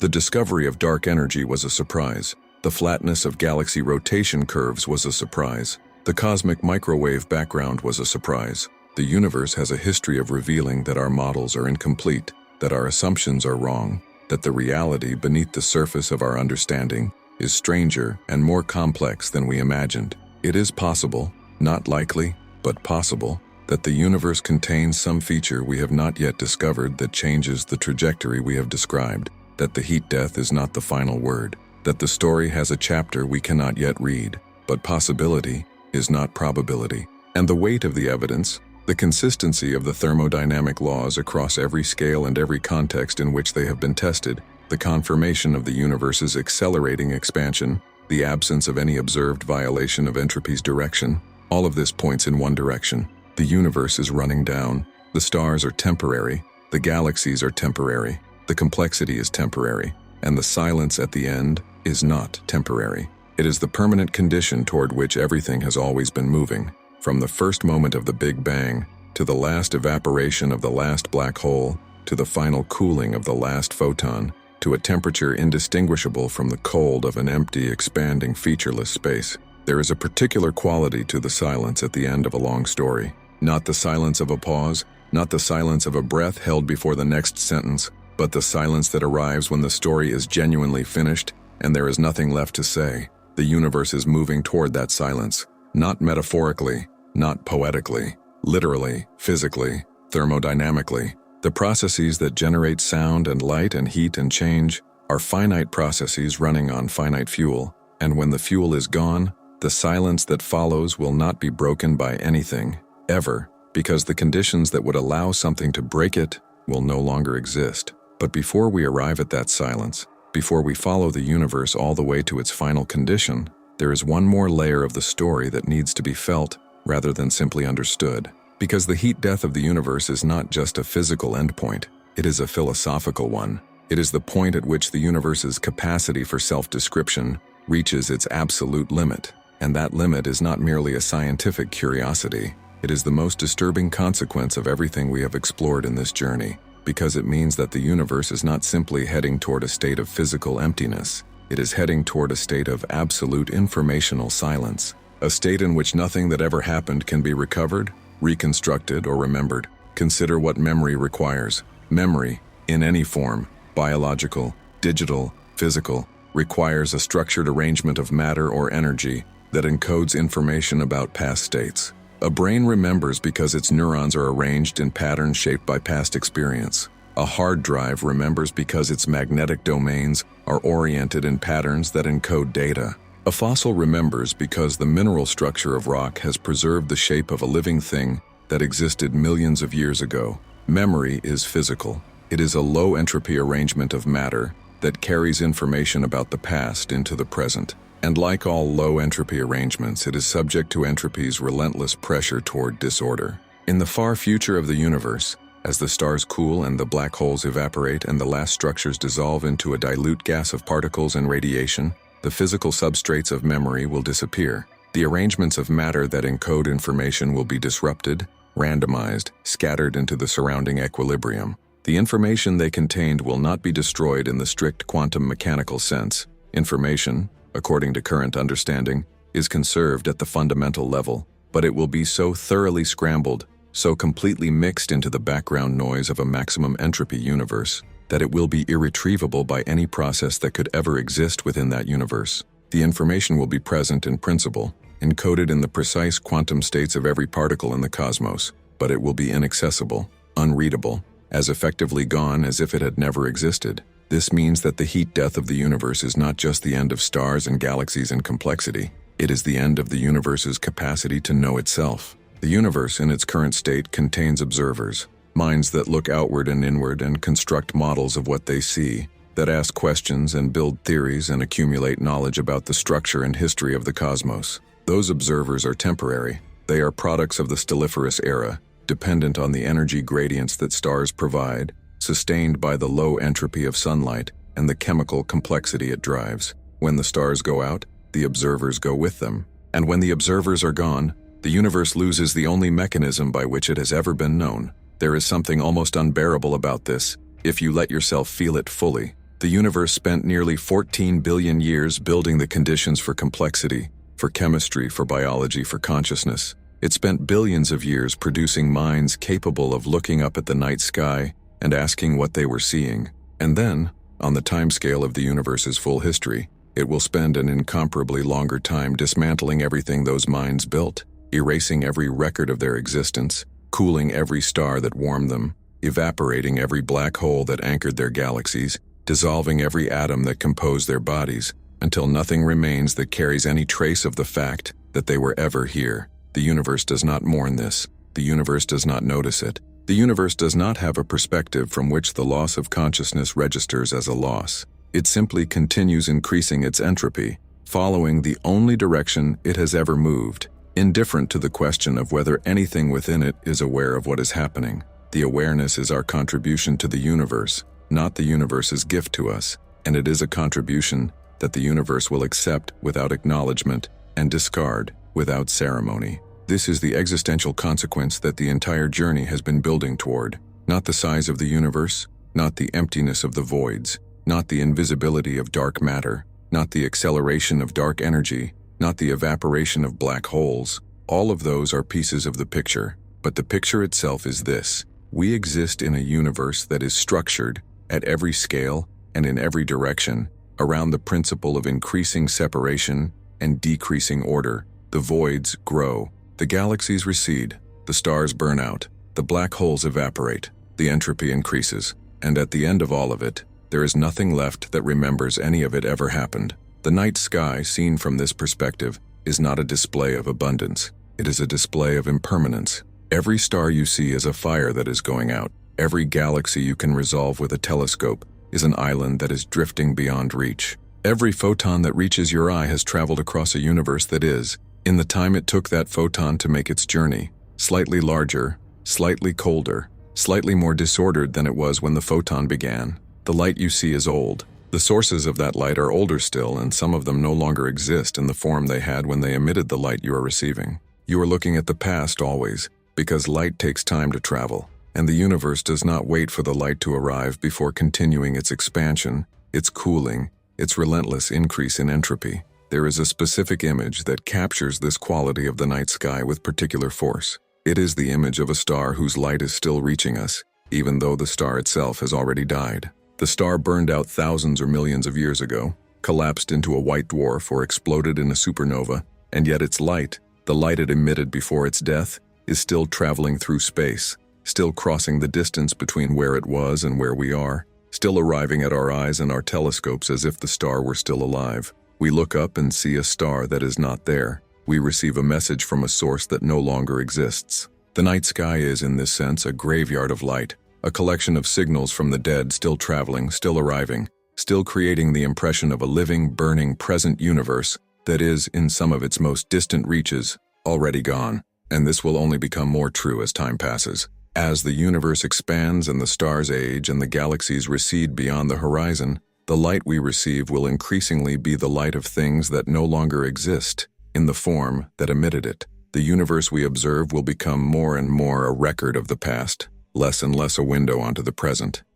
The gap between what we see and what is will grow, slowly at first, then faster as the expansion accelerates, until the observable universe is almost entirely a museum of ancient light, a collection of signals from sources that have long since changed beyond recognition or disappeared entirely. Future observers, if any exist, which becomes increasingly unlikely as the stelliferous era draws to a close, will look out at a sky that is darker than ours. The galaxies beyond the local group will have receded beyond the horizon, their light redshifted into invisibility, their existence erased from the observable record. The cosmic microwave background will have cooled and stretched to wavelengths so long that no instrument could detect it. The evidence for the Big Bang, for the early universe, for the cosmic web and the voids and the filaments, all of it will be gone from the observable sky. Those future observers, if they exist, will inhabit a universe that appears, from their vantage point, to consist of a single galaxy surrounded by darkness.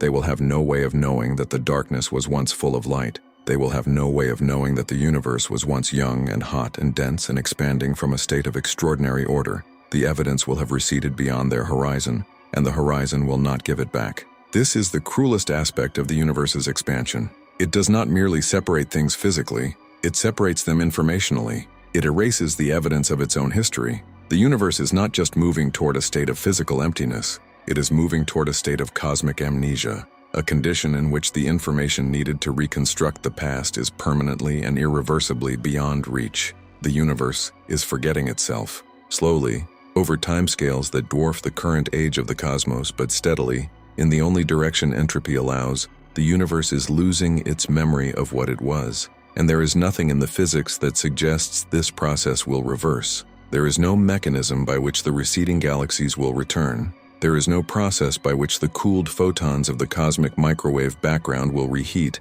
and become detectable again. There is no fluctuation large enough, on any timescale short enough to matter, that will reassemble the dissolved structures of the stelliferous era into something recognizable. The universe's past is not stored somewhere safe, waiting to be recovered. It is being continuously and irreversibly diluted into the expanding, cooling, equilibrating medium of a universe approaching its final state. The concept of the heat death, when you follow it all the way to its logical conclusion, is not just the death of stars and galaxies, it is the death of difference. And difference is everything. Difference is what makes events possible. Difference in temperature drives heat flow, which drives engines, which drives complexity. Difference in density drives gravity, which drives the formation of stars and galaxies. Difference in chemical potential drives reactions, which drives metabolism, which drives life. Difference in information content drives communication, which drives thought, which drives the construction of models of reality. Every process in the universe, at every scale, depends on the existence of a difference between two states, and the heat death is the state in which all differences have been erased, all gradients smoothed, all contrast dissolved into the uniform, featureless, cold equilibrium of maximum entropy. In that state, nothing happens, not because something is preventing things from happening, but because the conditions that allow things to happen no longer exist. There are no temperature gradients to drive heat flow. There are no density differences to drive gravitational collapse. There are no chemical gradients to drive reactions. There are no information differences to drive communication. There is only the cold, uniform, expanding space, populated by its dilute gas of particles and photons, all at the same temperature, all moving apart, all contributing to an entropy that has reached its maximum and will never decrease. The universe, in its final state, will be a place where time has effectively stopped, not in the sense that the laws of physics have changed, but in the sense that nothing distinguishable happens. Time, in the physical sense, is defined by change, by the sequence of events, by the before and after of processes that alter the state of a system. In a universe at maximum entropy, where no processes occur and no states change, the concept of time loses its meaning. There is no before and after when nothing happens. There is only the static, eternal, featureless condition of equilibrium. Time does not end with a bang. It dissolves into irrelevance, into a condition so uniform and so unchanging that the distinction between one moment and the next becomes meaningless. This is the final destination of the universe's arrow of time, the arrow that has always pointed from the low entropy of the Big Bang toward the high entropy of the heat death, the arrow that defines the direction of causality and memory and experience, the arrow that makes the past different from the future and gives time its asymmetry. That arrow points here, to this, to the cold, dark, featureless, eternal equilibrium of a universe that has spent all of its initial endowment of order and has nothing left to spend, and we are on that arrow. We exist at a particular point along its length, a point that happens to be, by cosmic standards, very close to the beginning. The universe is approximately 14 billion years old. The stelliferous era will last for trillions of years. The degenerate era will last for quadrillions. The black hole era will last for numbers of years that require scientific notation with exponents in the dozens. And the final approach to heat death will extend beyond all of those timescales, into a future so remote that the entire history of the universe up to this moment is, by comparison, less than the first syllable of the first word of a story that has not yet begun to be told. We are early, extraordinarily, almost incomprehensibly early. The universe is young, and we are young with it. And the darkness that is coming is so far away in time that it might seem irrelevant, might seem like a problem for a future so distant it has no connection to the present. But the direction is set, the trajectory is fixed. The arrow points in one direction, and it has always pointed in that direction, and nothing we have discovered about the universe suggests that it will ever point in any other. There is a version of this story that ends with comfort, that notes the extraordinary improbability of our existence, the remarkable fact that the universe produced, from its initial conditions, the complexity in chemistry and biology that led to minds capable of asking these questions. That finds meaning in the asking, value in the awareness, beauty in the brief, improbable flame of consciousness burning in the dark. That says, yes, the universe is vast and cold and indifferent and heading toward silence, but we are here, now, aware, and that awareness is something rather than nothing, and something is always more than nothing, and perhaps that is enough. But that version of the story requires a choice. It requires deciding that the human framework of meaning and value applies to a universe that has given no indication of sharing it. It requires looking at the thermodynamic trajectory of the cosmos and deciding that the brief local exception, the thin film of complexity and consciousness that has emerged in the stelliferous era, matters in a way that the universe itself does not recognize or reflect. It requires, in the end, a kind of faith, not religious faith, but the faith that the perspective of a conscious observer carries weight in a universe that operates entirely without reference to perspective. That faith may be warranted. It may be the most reasonable response to the situation, but it is a choice, not a conclusion. And the universe, in its structure and its trajectory and its overwhelming, crushing, beautiful indifference, does not make that choice for you. It simply continues. It expands. It cools. It increases its entropy. It moves the galaxies beyond the horizon. It burns the stars and cools the remnants and evaporates the black holes and dilutes the last particles into the cold equilibrium of its final state. It does all of this without urgency, without drama, without the slightest acknowledgement that anything within it is watching. The watching is ours. The wondering is ours. The discomfort of knowing is ours. We are the part of the universe that turned around and looked at itself, that built instruments to extend its senses across billions of light years, that developed mathematics to describe processes occurring on timescales billions of times longer than the span of a human life. We are the universe's capacity for self-awareness, however temporary, however local, however fragile. And what that self-awareness has found when it looked honestly and carefully at the structure and trajectory of the cosmos is not a universe designed for our comfort. It is not a universe that rewards the looking with reassurance. It is a universe that is mostly empty, mostly dark, mostly invisible, mostly unknown, and heading, with absolute certainty and absolute indifference, toward a state of complete and permanent silence. The voids are growing. The filaments are thinning. The galaxies beyond our local group are receding beyond the horizon, their light redshifting into invisibility, their existence fading from the observable record. The dark matter scaffold holds the local structures together for now, but it cannot hold them against the expansion forever. The dark energy that drives the expansion does not diminish. It does not weaken.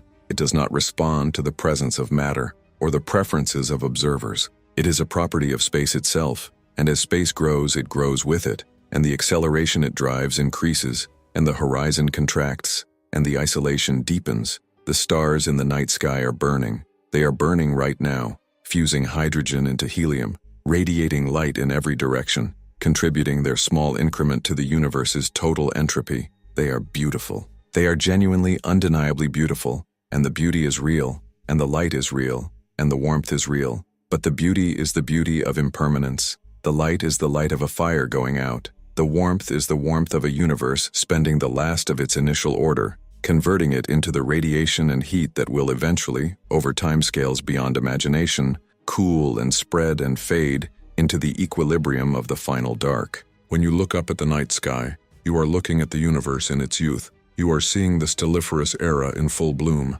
the brief, bright phase when stars are still forming and burning and dying, and the galaxies are still dynamic, and the cosmic web is still visible, and the expansion has not yet carried everything beyond the horizon. You are seeing the universe at its most complex, its most structured, its most alive with process and change, and the possibility of new things. And you are seeing it at a moment that will not last, that cannot last, that is already in the only direction time moves, becoming the past. The universe does not ask to be understood. It does not offer its structure as a gift or its trajectory as a lesson. It simply is what it is, vast, mostly empty, mostly dark, mostly unknown, expanding at an accelerating rate toward a final state of cold and silence and the permanent erasure of every difference that ever existed within it. It was never full of stars.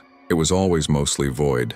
The light was always the exception. The darkness was always the rule. And the darkness, patient and absolute and indifferent to everything that has ever burned within it, is winning. This is what the night sky is when you look at it without the comfort of distance, without the softening of scale, without the reassurance of human frameworks of meaning and value. It is a window onto a universe that is mostly absence, structured by invisible forces we do not understand, expanding under the influence of an energy we cannot identify, heading toward a silence we cannot prevent, and carrying within it, for a brief and improbable moment in its vast and mostly empty history, the awareness of its own condition. That awareness is us. And the universe, in its complete and absolute indifference, does not notice that we are here, does not slow its expansion for our wondering, does not dim its entropy for our discomfort, does not pause even for a moment in its long and patient journey toward the cold and the dark and the silence that has always been waiting at the end of everything.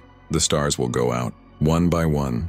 Over trillions of years, they will exhaust their fuel and cool and fade. The galaxies will recede. The voids will grow. The last black holes will evaporate into a faint whisper of radiation that will cool and spread and become indistinguishable from the background of an empty, expanding space. And then there will be nothing left to mark the fact that any of this ever happened. No record, no memory, no observer, no difference between one moment and the next. Just the cold, dark, featureless, eternal equilibrium of a universe that has finished becoming what it always was. Mostly nothing, surrounded by more nothing, expanding into nothing, forever. Look up. The sky is full of light, but the light is old, and the sources are dying, and the darkness between them is growing, and the horizon is moving, and the silence is coming.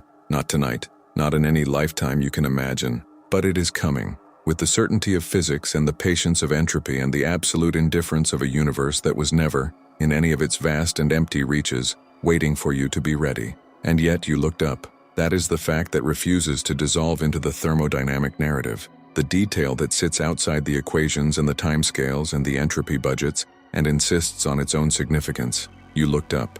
At some point in your life, probably many points, you turned your face toward the night sky and felt something that was not simply the registration of photons on retinal cells. You felt something that the physics cannot fully account for, something that the second law of thermodynamics does not predict and does not explain. You felt wonder, and wonder is not nothing. It is not a trivial byproduct of neural complexity. It is the most distinctive thing that has ever happened in this universe as far as we know. It is the universe becoming aware of its own structure and responding to that awareness with something other than indifference. The indifference belongs to the universe. The wonder belongs to us. And the asymmetry between those two facts is not a comfort exactly, but it is something. It is the recognition that the universe's indifference and our wonder are not equivalent responses to the same situation. They are not two sides of the same coin.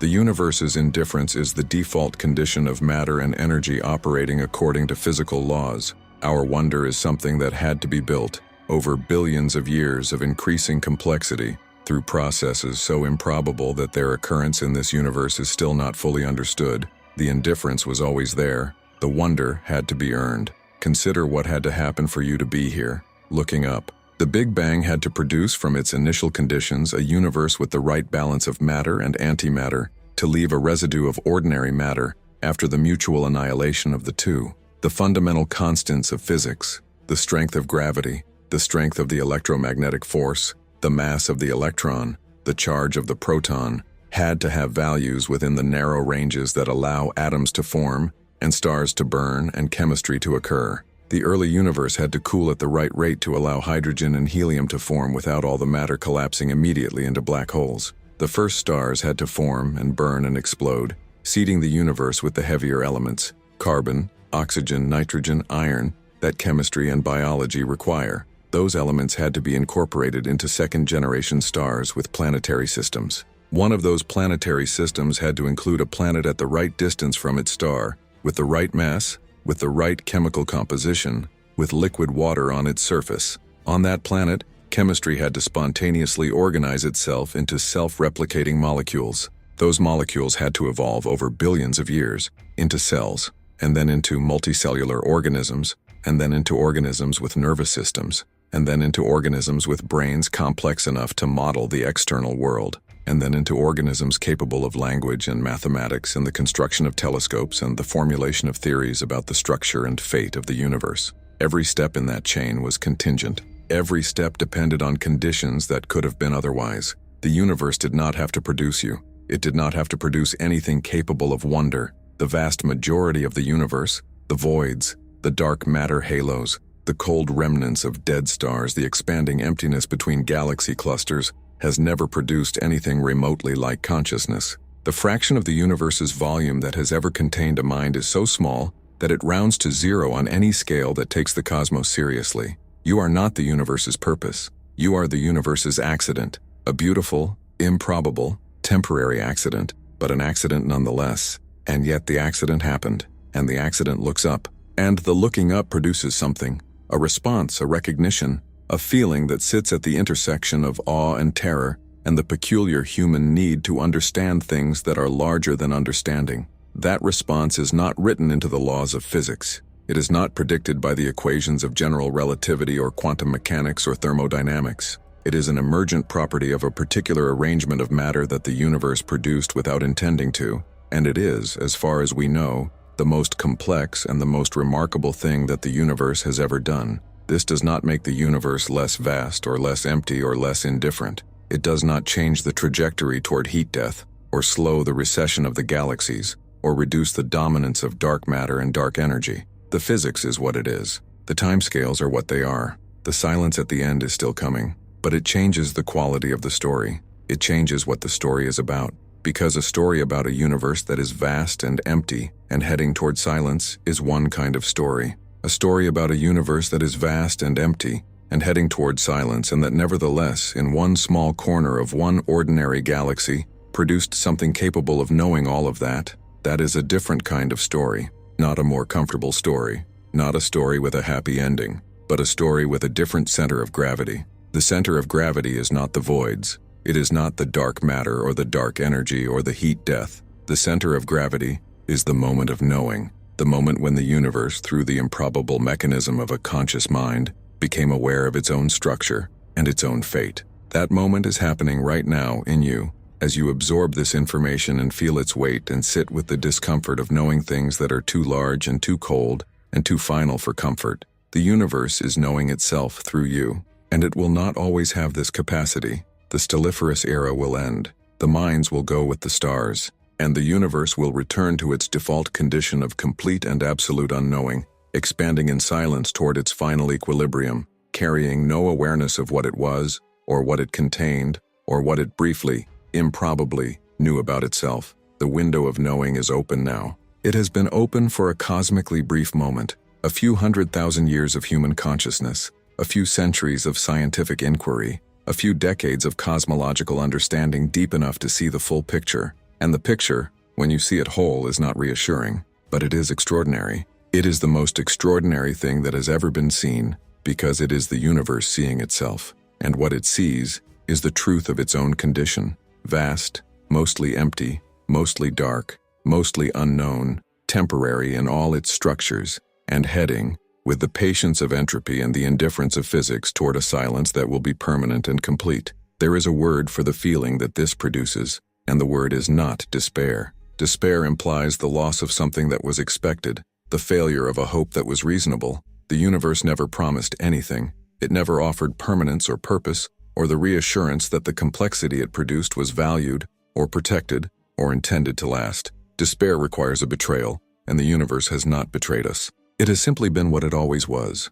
operating according to laws that were never designed with our comfort in mind, producing our existence as a side effect of processes aimed at nothing, and continuing on its trajectory with the complete indifference that has always characterized its relationship to everything within it. The word is closer to awe. Awe in the original sense, not the diluted modern sense of mild admiration, but the older, deeper sense of a feeling that combines wonder and terror and the recognition of something so much larger than yourself that the self feels simultaneously diminished and expanded by the encounter. Diminished because the scale of what you are confronting makes the individual human life look vanishingly small. Expanded because the capacity to confront it, to hold it in mind, to feel its weight and its beauty and its terror simultaneously, is itself something remarkable. The awe is the appropriate response. Not comfort, not despair, but awe. The feeling of standing at the edge of something too large to see all at once and knowing that you are seeing it anyway, imperfectly, partially, but genuinely. The ancient humans who first looked up at the night sky and felt something, who painted stars on cave walls and built monuments aligned with solstices and told stories about the shapes they saw in the constellations, were responding to the same sky you see tonight. The same photons traveling the same distances, arriving at eyes that were structurally almost identical to yours.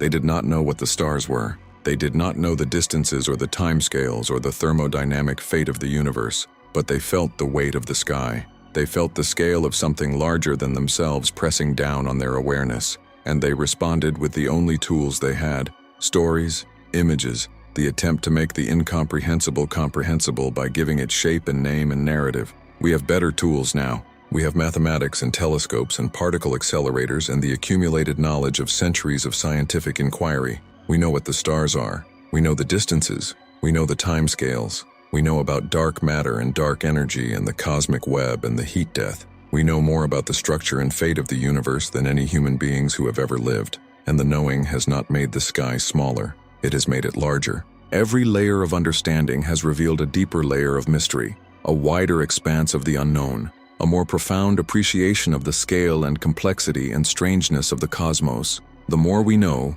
the more there is to feel awe about. The more precisely we can describe the universe's indifference, the more remarkable it seems that we are here to describe it.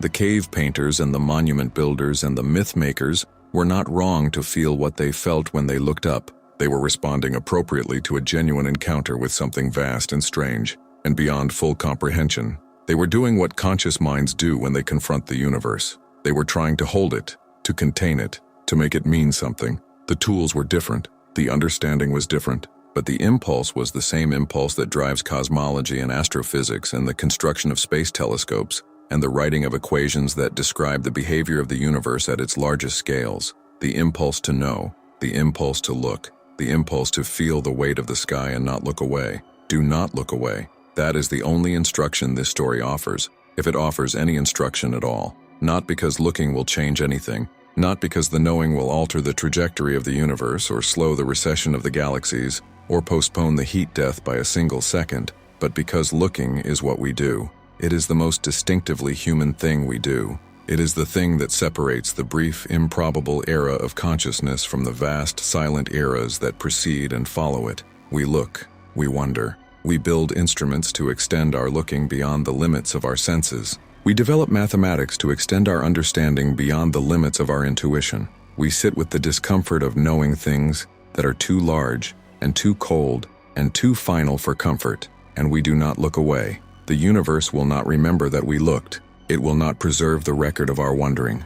It will not carry forward into its long and silent future any trace of the fact that for a brief moment in its history, it contained minds that looked up and felt awe, and built telescopes and wrote equations and made documentaries about the structure and fate of the cosmos. All of that will be erased slowly and completely by the same entropy that erases everything else. The looking will not last. The wondering will not last. The knowing will not last. But it is happening now. Right now, in this moment, the universe contains minds that know what it is, that know its age and its size and its composition and its trajectory, that know about the voids and the filaments and the dark matter and the dark energy and the heat death, that know, with a precision and a depth that no previous generation of humans has possessed, the full picture of the cosmos and its fate. This is happening now, in the brief window between the universe's long unconscious past and its long unconscious future. And the fact that it is happening now, in this window, is not nothing. It is, in fact,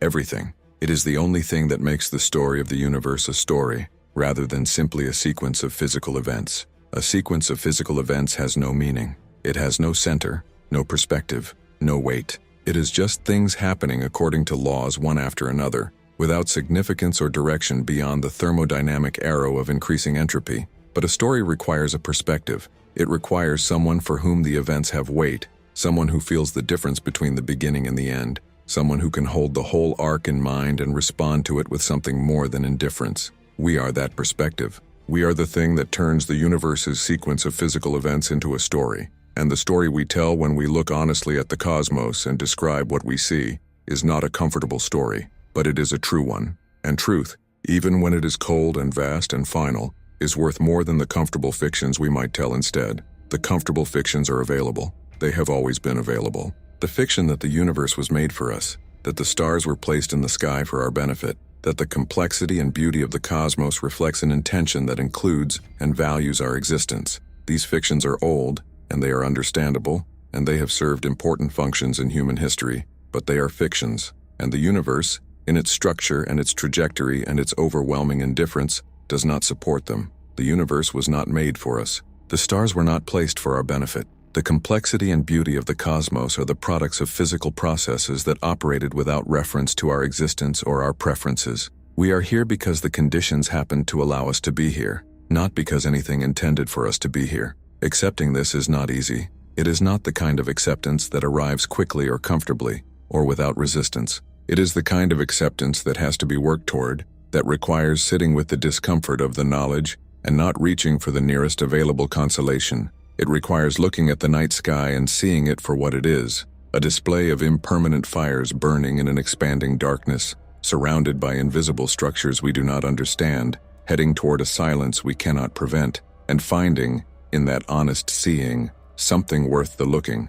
And there is something worth the looking, not despite the coldness and the vastness and the indifference, but somehow because of it. Because the universe's indifference is what makes our wonder remarkable. If the universe were designed for us, if it were structured around our existence and our preferences, then our wonder would be the expected response of a creature encountering a world made to be wondered at. But the universe was not designed for us. It is vast and cold and mostly empty and heading toward silence, and we wonder at it anyway. We look up at the fires burning in the dark, and we feel something. We build instruments to see further, and we feel something more. We calculate the fate of the cosmos, and we sit with the weight of what we have calculated, and we feel something that the calculation itself cannot contain. That feeling, that response to the universe that goes beyond what the physics predicts or requires, is the most improbable thing in the cosmos. More improbable than the formation of the first stars, more improbable than the emergence of life, more improbable than the evolution of consciousness itself,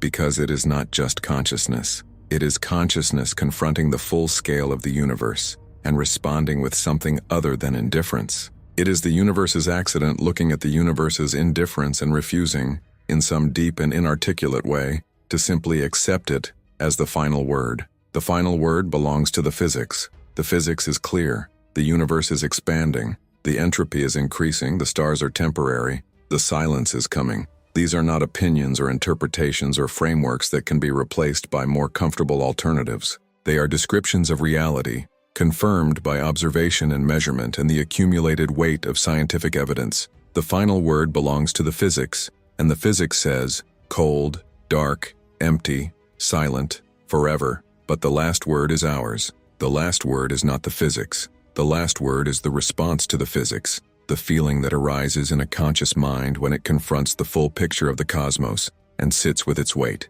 The last word is the wonder that persists even after the comfort has been stripped away. The last word is the looking up, the refusing to look away, the insistence on knowing even when the knowing is not reassuring. The last word is the fact that you are here now in this brief and improbable window of cosmic consciousness, holding in your mind a picture of the universe that no human being could have held a century ago, and feeling its weight, and not looking away. The voids are real. The darkness is real. The expansion is real. The heat death is real. The indifference is real. And the wonder is real. And the wonder, for as long as it lasts, is the most remarkable thing in the universe. Not because it changes anything, not because it matters to the cosmos, but because it is the universe knowing itself, briefly and imperfectly and with the full weight of its own finitude pressing down on the knowing, and finding in that knowledge not just terror but something that sits alongside the terror and refuses to be extinguished by it, something that looks at the cold and the dark and the silence and says, I see you, I know what you are, and I am still here, looking. The stars will go out, but not tonight. Tonight they burn. Tonight the light crosses the distance and arrives at your eyes, and the universe through you sees itself one more time. Look up, feel the weight of the sky, know what you are seeing, know what it means and what it does not mean and what it cannot mean and what it means anyway, in the only framework that has ever given meaning to anything, the framework of a conscious mind encountering a universe too large for comfort and too beautiful for indifference. Look up, the darkness is coming, but the light is here now, and now is the only time the looking has ever happened or ever will. There is a question that the story has been circling without asking directly, and the time has come to ask it. Not because asking it will produce a satisfying answer, not because the answer exists in any form that will resolve the discomfort the question generates, but because the question is the honest conclusion of everything that has been described, and refusing to ask it would be a kind of cowardice, a flinching away from the full implications of what the universe has revealed about itself and about us. The question is this: if the universe is indifferent, if the complexity and consciousness it produced are accidents without cosmic significance,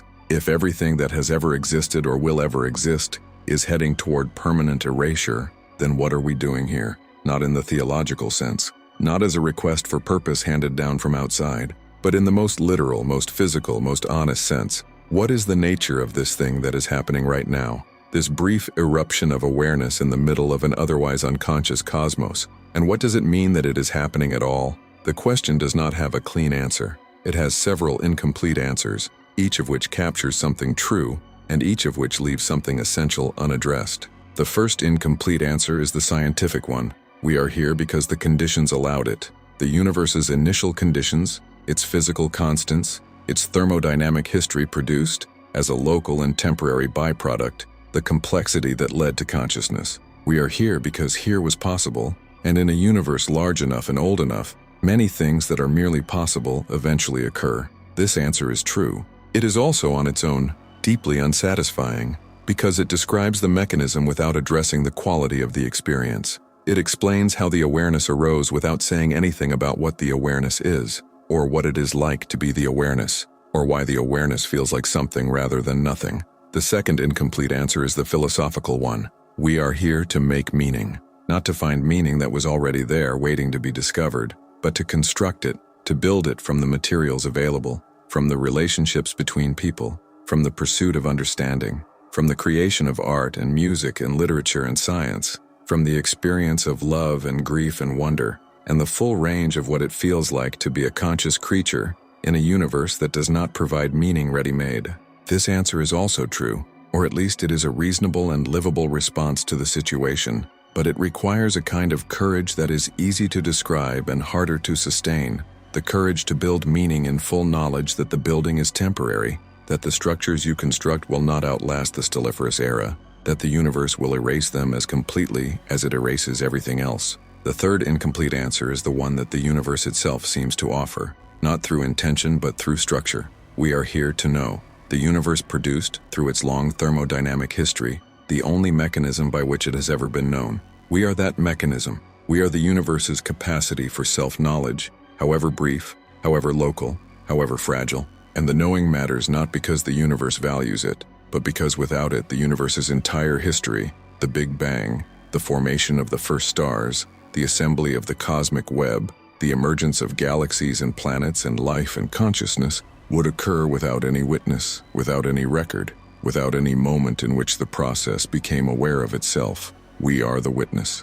We are the record. We are the moment of self-awareness in a cosmos that is otherwise entirely unconscious of its own existence. None of these answers is complete. None of them resolves the discomfort. None of them changes the physics or the timescales or the trajectory toward heat death. But together they describe something real about the situation, that we are here, that the being here involves awareness and wonder, and the capacity to know things that are larger than ourselves, and that this capacity, however temporary and however cosmically insignificant, is the most remarkable thing that has ever happened in the universe. Not because the universe agrees, but because we are the only things in the universe capable of making that assessment, and when we make it honestly, without the distortion of wishful thinking or the comfort of convenient fictions, It holds. Hold that for a moment. You are the most remarkable thing that has ever happened in the universe. Not you individually, not the specific arrangement of atoms that constitutes your particular body and mind, but you as an instance of the phenomenon of consciousness, as a representative of the brief and improbable era in which the universe contained minds capable of knowing what it is. The voids are larger than you. The dark matter halos are more massive than you. The supermassive black holes contain more energy than you. The timescales of the universe's future dwarf the span of your life to the point of invisibility. But none of those things know that they exist. None of them experience the weight of the sky. None of them feel the particular quality of standing under the stars at night and knowing, with a precision that no previous generation possessed, exactly what you are looking at and exactly where it is going. That knowing is yours. It belongs to this era, this window, this brief and improbable moment in the universe's history, when the conditions for consciousness happen to exist, and consciousness happen to arise, and consciousness happen to develop the tools to understand its own situation. The window will close, the conditions will not persist. The stars will go out and the minds will go with them, and the universe will return to the vast, silent, unconscious expansion that has characterized most of its history and will characterize all of its future. But the window is open now, and what you do with the fact that it is open, how you respond to the knowledge of what the universe is and where it is going, and what your existence within it means and does not mean, that is the only question that has ever mattered to anything capable of asking questions. The answer you give will not be recorded in the physics. It will not alter the thermodynamic trajectory of the cosmos. It will not be preserved in any medium that will survive the heat death. But it will be real, in the only sense that anything has ever been real to a conscious mind. It will be experienced. It will be felt. It will be the response of an aware creature to the full weight of its situation, and that response, however private and however temporary, will be the universe's most complex and most improbable achievement, occurring in the only moment it has ever occurred, which is now. Now is a word that deserves more attention than it usually receives. We use it casually as a simple temporal marker, a way of distinguishing the present from the past and the future. But now, in the context of the universe's full history, is something extraordinary. Now is the moment in which the universe contains observers. Now is the moment in which the light from distant galaxies is still reaching us, before the expansion carries those galaxies beyond the horizon. Now is the moment in which the cosmic microwave background is still detectable, still carrying information about the universe's earliest moments. Now is the moment in which the stars are still burning, still providing the energy gradients that sustain the complexity of life. Now is the moment in which the conditions for consciousness still exist, and consciousness is still here, and the universe is still, through the mechanism of conscious minds, aware of itself. This now will not last. Every second that passes is a second in which the universe has expanded slightly further, cooled slightly more, increased its entropy by a small but irreversible increment. Every second is a second closer to the moment when the last star exhausts its fuel and the stelliferous era ends. Every second is a second in which the horizon has moved slightly inward, carrying another small region of the universe beyond the reach of any observer. The now is not stable. It is not a plateau. It is a point on a slope, and the slope runs in one direction, and the direction is toward the cold and the dark and the silence. But the slope is gentle enough, on human timescales, that the now feels stable. The stars appear fixed. The galaxies appear stationary. The universe appears, from the perspective of a human life, to be a permanent backdrop against which the temporary dramas of human existence play out. This appearance is an illusion, but it is a useful illusion, the kind of illusion that allows conscious creatures to function without being paralyzed by the full weight of cosmic impermanence. The universe is kind enough, in its indifference, to change slowly enough that the change is invisible on the timescales that matter to us. The stars will not go out in your lifetime.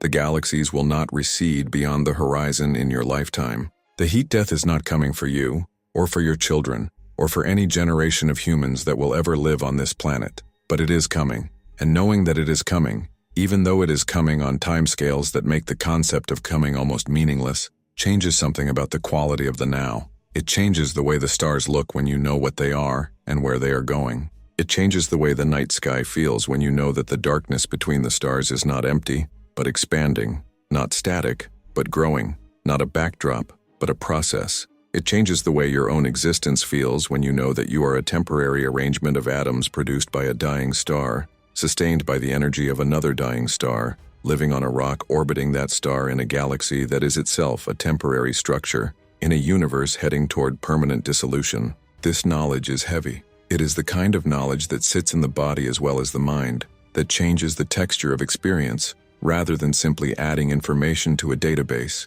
It is the kind of knowledge that the ancient stargazers did not have, and that we cannot unknow. We are the first generation of humans to possess the full picture, to know not just that the universe is vast, but how vast, not just that it is old, but how old, not just that it will change, but how it will change, and what it will change into, and when the last light will go out. We carry this knowledge in a way that no previous generation has carried it, and the carrying is not comfortable, and it was never going to be comfortable, and the discomfort is not a sign that something has gone wrong. It is a sign that something has gone right. It is the feeling of a mind that has grown large enough to hold the truth of its situation without flinching. Do not flinch. The universe does not reward flinching. It does not reward anything, because it does not reward. But the not flinching has its own value, internal to the experience of being a conscious creature in a universe like this one. The not flinching is the refusal to trade the truth for a more comfortable fiction. It is the insistence on seeing clearly even when the seeing is not reassuring.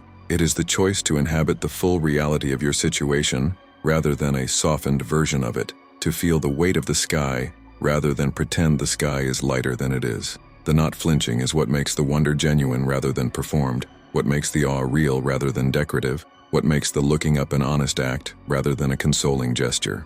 And the honest act of looking up, in full knowledge of what you are looking at, produces something that the comfortable fictions cannot produce. It produces a quality of presence that is only available to creatures who know the full weight of their impermanence. The stars are more beautiful when you know they are dying. The light is more precious when you know it is old and will not be replaced. The now is more vivid when you know it is the only now there is, that the past is gone and the future is not yet here, and the universe is not waiting for you to be ready before it continues its expansion and its cooling and its long, patient approach to the silence at the end of everything. The silence at the end of everything is not a metaphor. It is a physical prediction, grounded in the best understanding of the universe's structure and trajectory that human science has ever produced. It is the conclusion of the story that the universe has been telling since the Big Bang, the final state toward which every process in the cosmos has always been moving. It is real, and it is coming, and it will be complete, and it will be permanent, and nothing that has ever existed or will ever exist within the universe will survive it or remember it,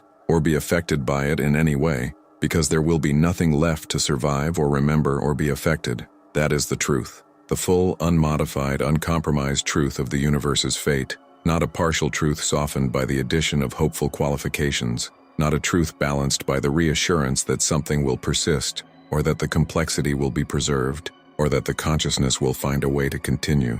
The truth is that the universe is heading toward a state of complete and permanent silence, and it will reach that state, and the silence will be absolute, and it will last forever, and forever in this context means something real and final, and without exception. Sit with that, not for the purpose of despair, not as an exercise in nihilism, not as a reason to conclude that nothing matters, because everything ends. Sit with it because it is true, and because the truth, even when it is cold and final, is the only foundation on which anything genuine can be built. Sit with it because the alternative, the refusal to sit with it, the retreat into comfortable fictions, the insistence that the universe must have a purpose that protects the significance of our existence, is a form of dishonesty that costs more than it saves. It costs the quality of the wonder. It costs the depth of the awe. It costs the particular irreplaceable experience of being a conscious creature that knows the full truth of its situation and chooses, in full knowledge of that truth, to be here anyway. To be here anyway. That phrase carries more weight than it might initially seem. It is not resignation. It is not the passive acceptance of a situation you cannot change. It is the active choice to inhabit your existence fully, to bring the whole of your awareness to the experience of being alive in a universe like this one, to feel the weight of the sky and the beauty of the stars and the terror of the voids and the strangeness of the dark matter and the indifference of the dark energy and the finality of the heat death, and to remain present to all of it, not despite its coldness but alongside it, not in denial of its implications, but in full acknowledgement of them. The universe will not notice this choice. It will not record it or reward it or be changed by it in any measurable way. The expansion will continue. The entropy will increase. The stars will burn and cool, and the black holes will evaporate, and the silence will come.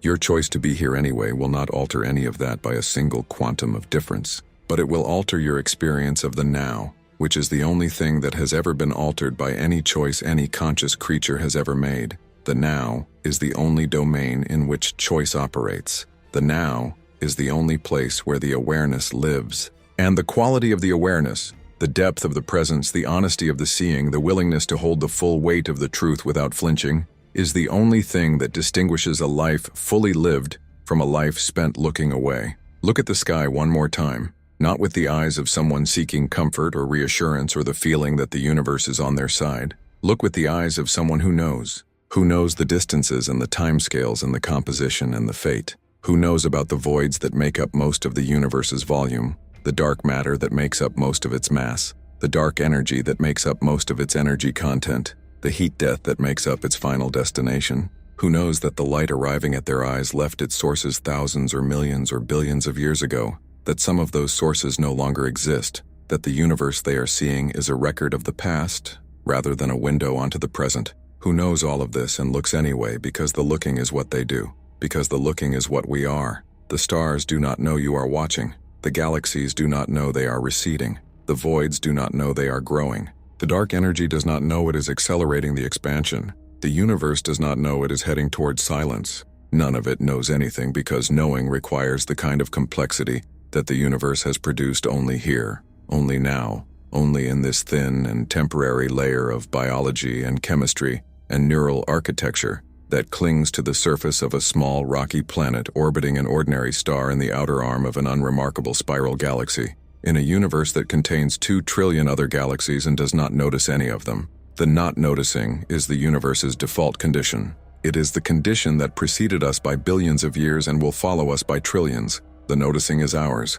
The brief, improbable, cosmically insignificant, and humanly everything act of noticing is ours. And when the noticing ends, when the last mind in the universe processes its last thought and the last neuron fires its last signal, and the last conscious creature in the cosmos takes its last breath, and the universe loses, permanently and finally, its capacity for self-awareness, the universe will not mark the moment. There will be no signal, no change in the expansion rate, no alteration in the entropy budget. The universe will simply continue as it always has, increasing its entropy, expanding its volume, cooling its temperature, moving toward the equilibrium it has always been approaching. The loss of consciousness will register nowhere in the physics. It will be, from the universe's perspective, which is no perspective at all, as if it never happened. But it happened. It is happening. Right now, in this moment, in you, in the particular arrangement of matter that constitutes your awareness, the universe is noticing itself.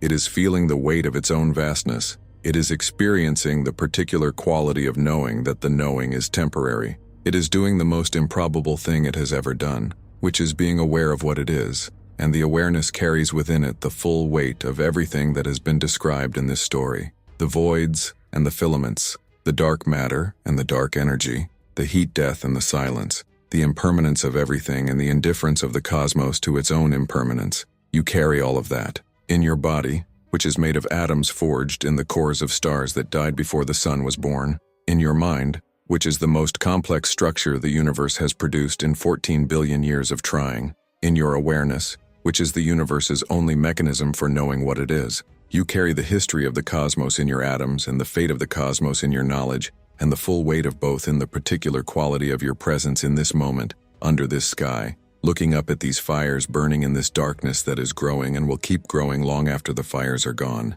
The fires will go out, every single one of them. The sun will expand and cool and leave behind its white dwarf remnant, which will cool for trillions of years into a black dwarf that no one will ever see because there will be no one left to see it. The Milky Way will merge with Andromeda, and the merged galaxy will exhaust its star-forming gas and the last stars will burn out, and the galaxy will become a dark collection of cold remnants orbiting a supermassive black hole that will itself, over timescales that make the current age of the universe negligible, evaporate into a faint whisper of Hawking radiation that will cool and spread and become indistinguishable from the background of an empty, expanding space. And then there will be nothing, not darkness in the sense of a room with the lights off, nothing in the sense of the permanent, irreversible absence of the conditions that would allow anything to exist or happen or be known. This is where the story ends. Not with a question, not with a consolation, not with the reassurance that the ending is not really an ending, or that something persists beyond it,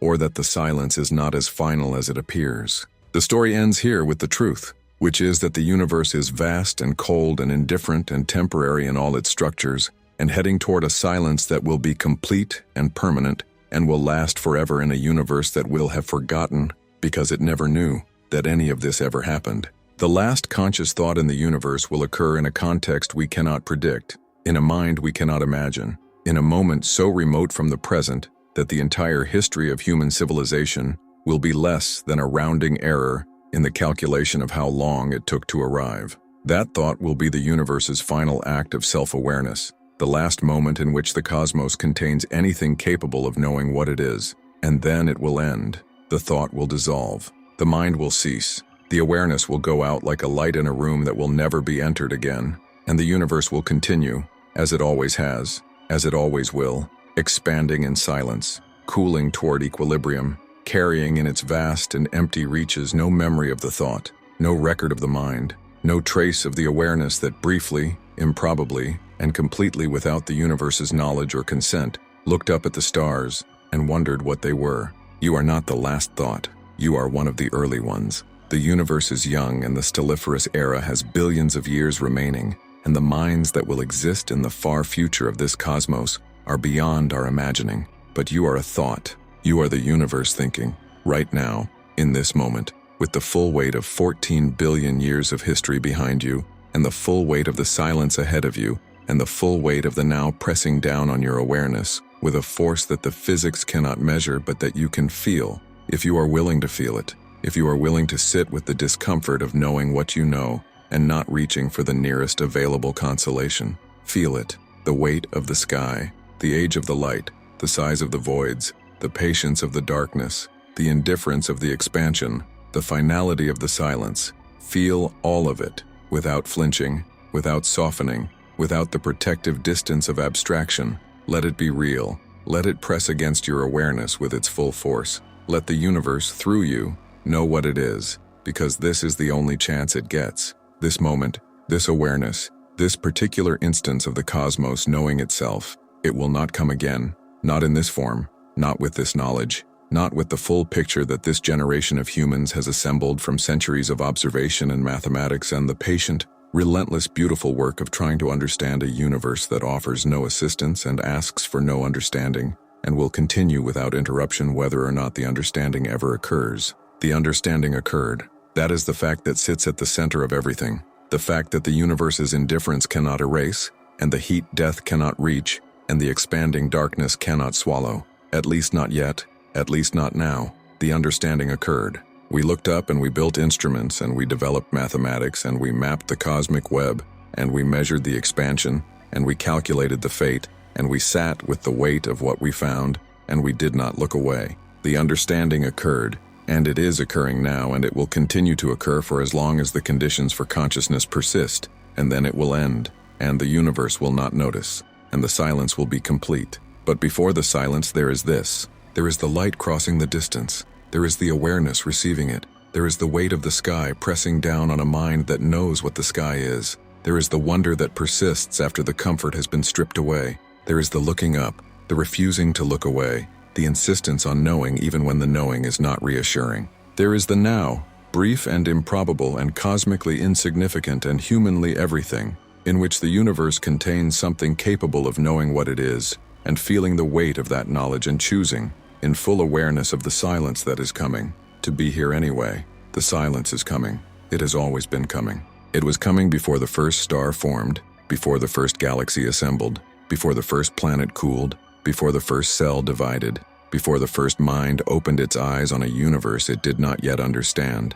The silence was always the destination. The light was always the exception. The awareness was always the accident. And the accident, looking up at the exception burning in the darkness that has always been the rule, feels something that the universe will never feel and never know and never remember. Something that has no name adequate to its weight. Something that is the only response available to a conscious creature that has seen the full picture and has not looked away and has chosen, in the face of everything the picture implies, to remain present to the beauty of the fires, and the terror of the voids, and the cold finality of the silence that is coming for all of it, for all of us, for everything that has ever burned or wondered or looked up at the dark and felt, however briefly, however improbably, however completely without the universe's knowledge or consent, that the looking mattered. It does not matter to the universe. It never did. It never will. The universe does not have a position on whether the looking matters. The universe does not have a position on anything. It expands.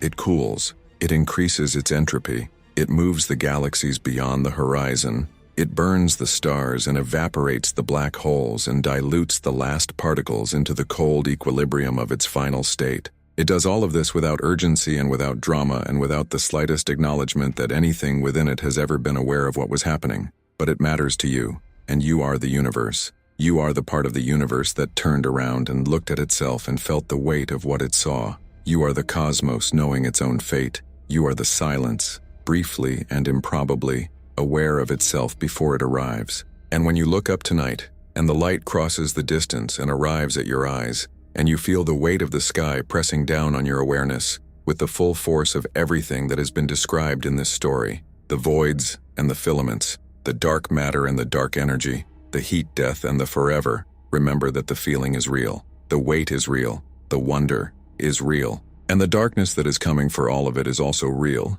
and it is patient and it does not hurry and it does not need to, because it has already won. It won before the first star formed. It won before the universe began. The darkness was always going to be the last thing. The light was always going to be the interruption. You are the interruption. Brief, improbable, unrepeatable. The universe is one moment of knowing itself before the silence closes in. Look up. The fires are still burning. The light is still crossing the distance. The now is still here. And the darkness, vast and patient and absolute, is waiting just beyond the edge of everything you can see, growing closer with every second that passes, every star that dims, every galaxy that crosses the horizon, every increment of entropy that brings the cosmos one step closer to the cold and the silence and the permanent, indifferent, beautiful dark.